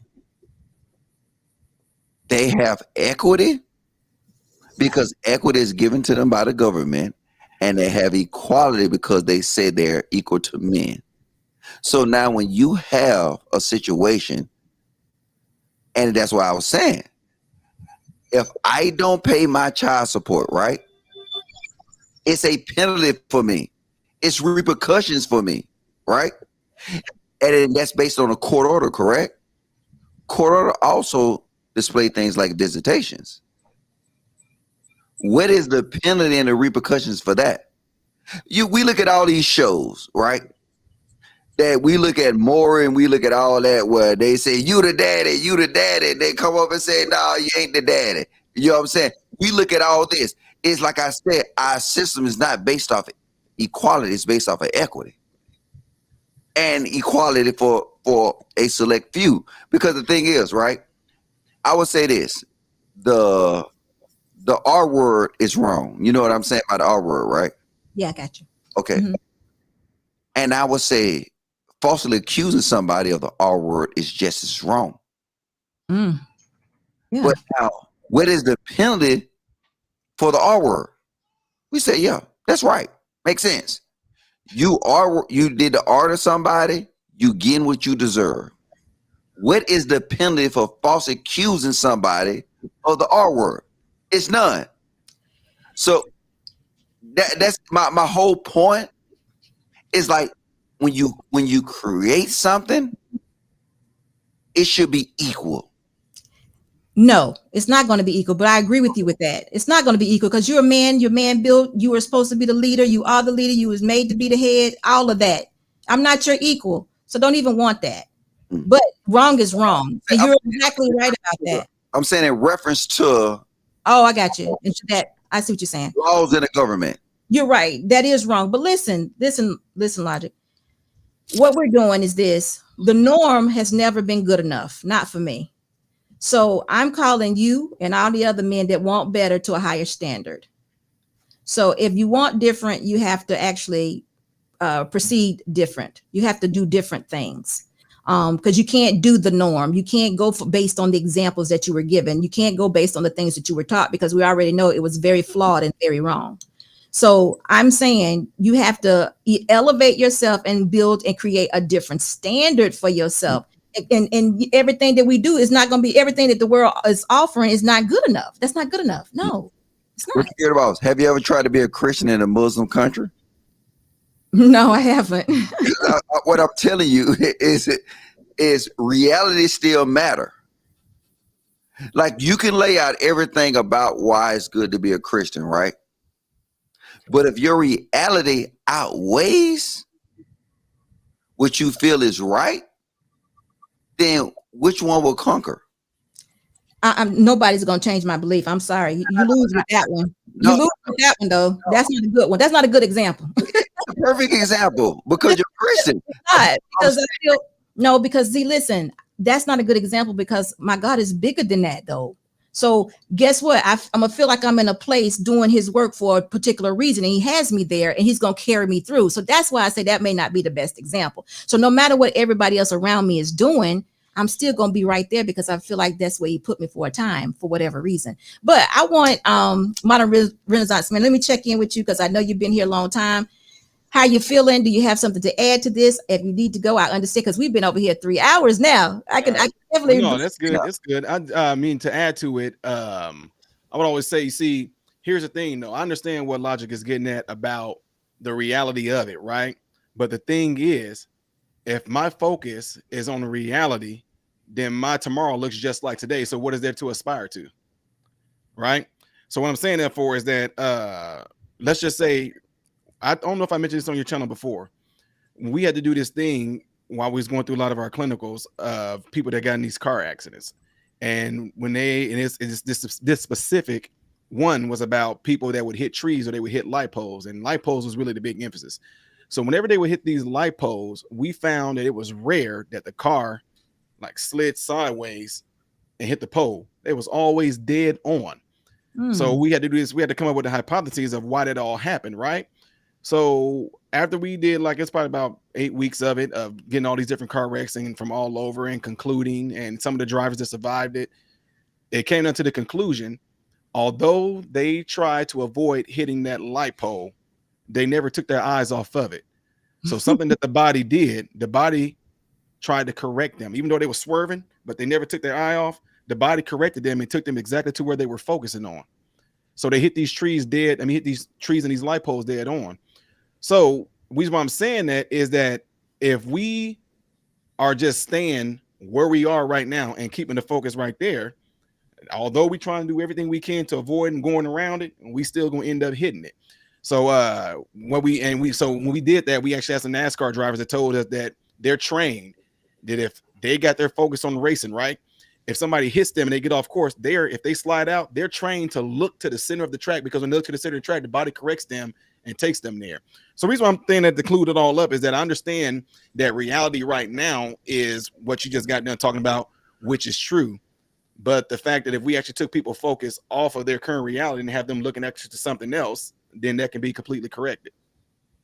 Hey, Security Boss, I want to debate the Renaissance man. The Renaissance man has no desire to debate. No, this is a friendly debate. You about to get me in trouble with my wife, is what she said. I was about to throw that in there and add it off.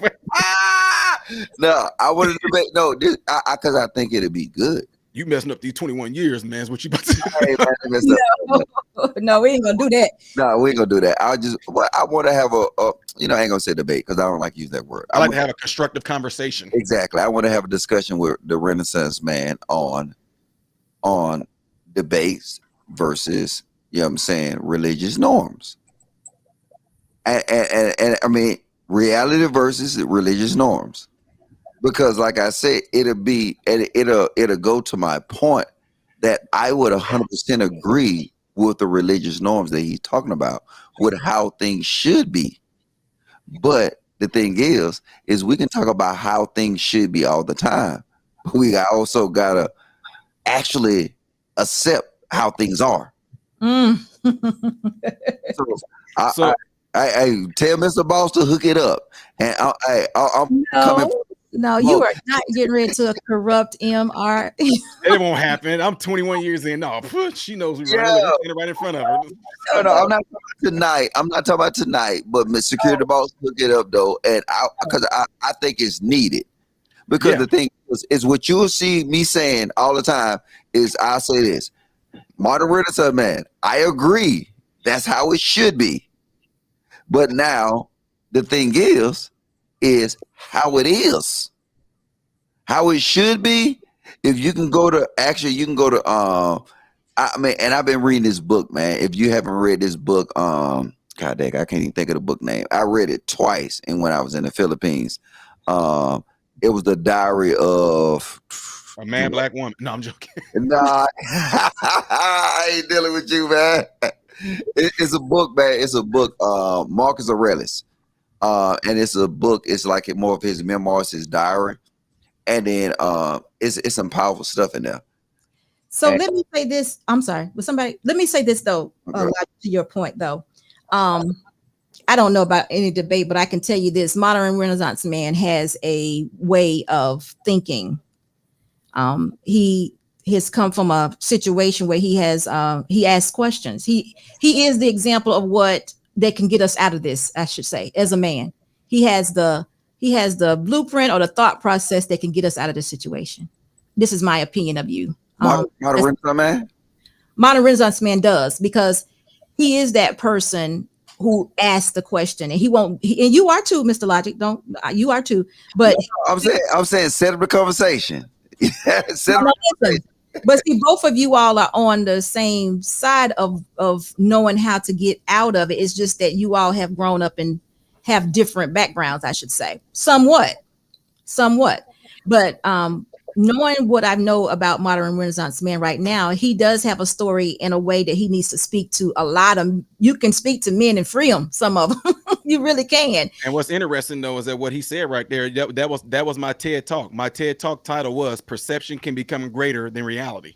He has that. You have that because you definitely. That's funny that he was saying that. He kept on saying reality and perception. That's literally was my title. But the TED Talk was "Perception Can Become Greater Than Reality." You definitely listen. Now I'm just talking. I don't. If you want to have a conversation, Mr. Renaissance has to set that up. But I'm just saying. Security Boss tried to say you're Renaissance man, because I'm telling you, I would take that. I would take no. Look. Save me. No, we on YouTube. Come on now. I'm not taking shots at you though. But I mean, I want to have that conversation with you, and I would take that topic that you just presented: perception versus reality. Perception, and then now you can have a million different topics on that though, and we discuss it from the areas of perception to reality. And I would take that because see, I disagree. Because the thing is that perception should and it could be, but reality is how things occur. So it will always be powerful than anything. I'm gonna say this again. Reality is how things is occurring at this present moment. We can talk about stuff that happened in the Roman times. We can talk about Adam and Eve. We can talk about everything. But you know what will overpower everything? Reality. Because everybody, they can identify with reality and they can never identify with your perception. Oh, right. So what you just said right there, if you watch my TED Talk, I mean, I'm not in disagreement with that. That's why I named it "Perception Can Become Greater Than Reality." Because my whole point of is that what I was taught to perceive. Yeah, what I was taught to perceive wasn't reality. That's what. Send me that video, man. Send me Miss Security. Security Boss gonna hook me up. She gonna give me that. That's what I've been trying to tell you, is because he has a way of. He can speak to a lot of people and free them. That's what a lot of men. He could speak to a lot of men. I believe that in you, modern Renaissance man, and Logic. I think you can too, but. We got to fix you up a little bit. You a little raggedy. Right, real quick, Logic. I'm getting ready to. I can post this right in her. I'll post it in here right now. The back chat. I have it right here. I'm getting ready to post it in your. Man, you know I know how to do this. I get it from Mr. Boss. Mr. Boss IG to me. Yeah, I don't know how to work this. I don't even know what this is. Melon. Wait, what? So we'll get it. have you, the name of this platform. huh? Oh no, watch this. No, if you wait a minute, why are you up there with I'm seeing you in chaotic right now. Okay, check this out. See, I'm about to you can't see that right there? No, I can't. Oh, wait. Got it on this side. Nah. Yeah, you can't see that link? Nah, I don't see a link. I see should we end? How much? Yeah, I don't know. I don't see none of that. So yeah, but it's all good. I get it from Security Boss. You know what I'm saying? Mr. Boss always take care of me. He give me the new Security Boss gear. If you haven't already, get your Security Boss gear. Hey, it's official too, man. I'm telling you. Like the way, hey, look, I'm rocking it. I'm telling you, I rocked it in Philippines. Security Boss. Look it up. Hey, it's not no little. This is official, man. 5 stars. Mr. Logic said it. 5-star Security Boss gear. Y'all make sure y'all get it. Hit that link. Support my sister. And we good. Good deal. Well, yeah, I'm getting ready to go sign over my wife. She want to go here, try to go get this little flavor of the day from Culver's. Thank you so much for being here, and I appreciate what you're doing and your message and everything. And I'm following and I'm listening. Absolutely. But listen, whatever you need, if anything from me, I'm there. And I'm gonna continue to talk to Mr. Logic, and we're gonna be visiting. Sounds good. Hey, look forward to talking to you, sir. All right, y'all. Thank you, sir. Mr. Logic, thank you for being here, sir. What are you doing? What is that? That's me flying away. You look good, boy. You look good. It looks good on you. I know. I got the black too, though. I got the black too, and I got my Security Boss coffee mug. Matter of fact, tonight when I'm drinking on the live stream, I'm gonna have my Security Boss coffee mug. All right, then. I can't come visit you over there no more, though. Y'all too rough for me. No way, you should. All right, thanks, Mr. Logic. All right, Edge of the door. Chat, y'all have been phenomenal. You drink it all the Bacardi. Let's take it back for this started. You want the love, I don't got it. Got my soul on the road. You screaming, stay, please don't go. Don't think it's in me to listen to flow. It's so different with distance we roam into zones where nothing get hurt anymore. I just wish I was home when I stepped through front door, but instead I'm alone and completely unsure. And even though you're screaming out with the best of intentions, I don't get it. Why do you always gotta ask me to stay? Why you always gotta go? Playing house, this ain't a home with your soul on the road. Say, why you always gotta go? Playing house, this ain't a home with your soul on the road. See, I've been lost in my thoughts, and my thoughts they too scared to usher off. Sorry, Mom, I just thought you were my world. Now you're not. And I'm just sitting, smoking, sloping in the days, cause my days ain't been the same since I drove your way. I remember the way you wrote letters in blue ink. You and me was in love. Think about what your crew think. I know your moms probably think I'm a bastard. Your pops probably want to beat my death and take a in my casket. But I got sick of fighting, bickering, fussing over nothing, cussing. Instead of watching the death of discussions that we once had, days that we once spent in the backseat of our cars reading poets at sunset. It's funny how love can pull out the foreground, get pushed into the back of your mind. We used to twist a spliff and laugh and relax. Are you crying? And I'm trying to find the reasons, so I ask, does forever ever happen, or is it always fade to black? I can't say,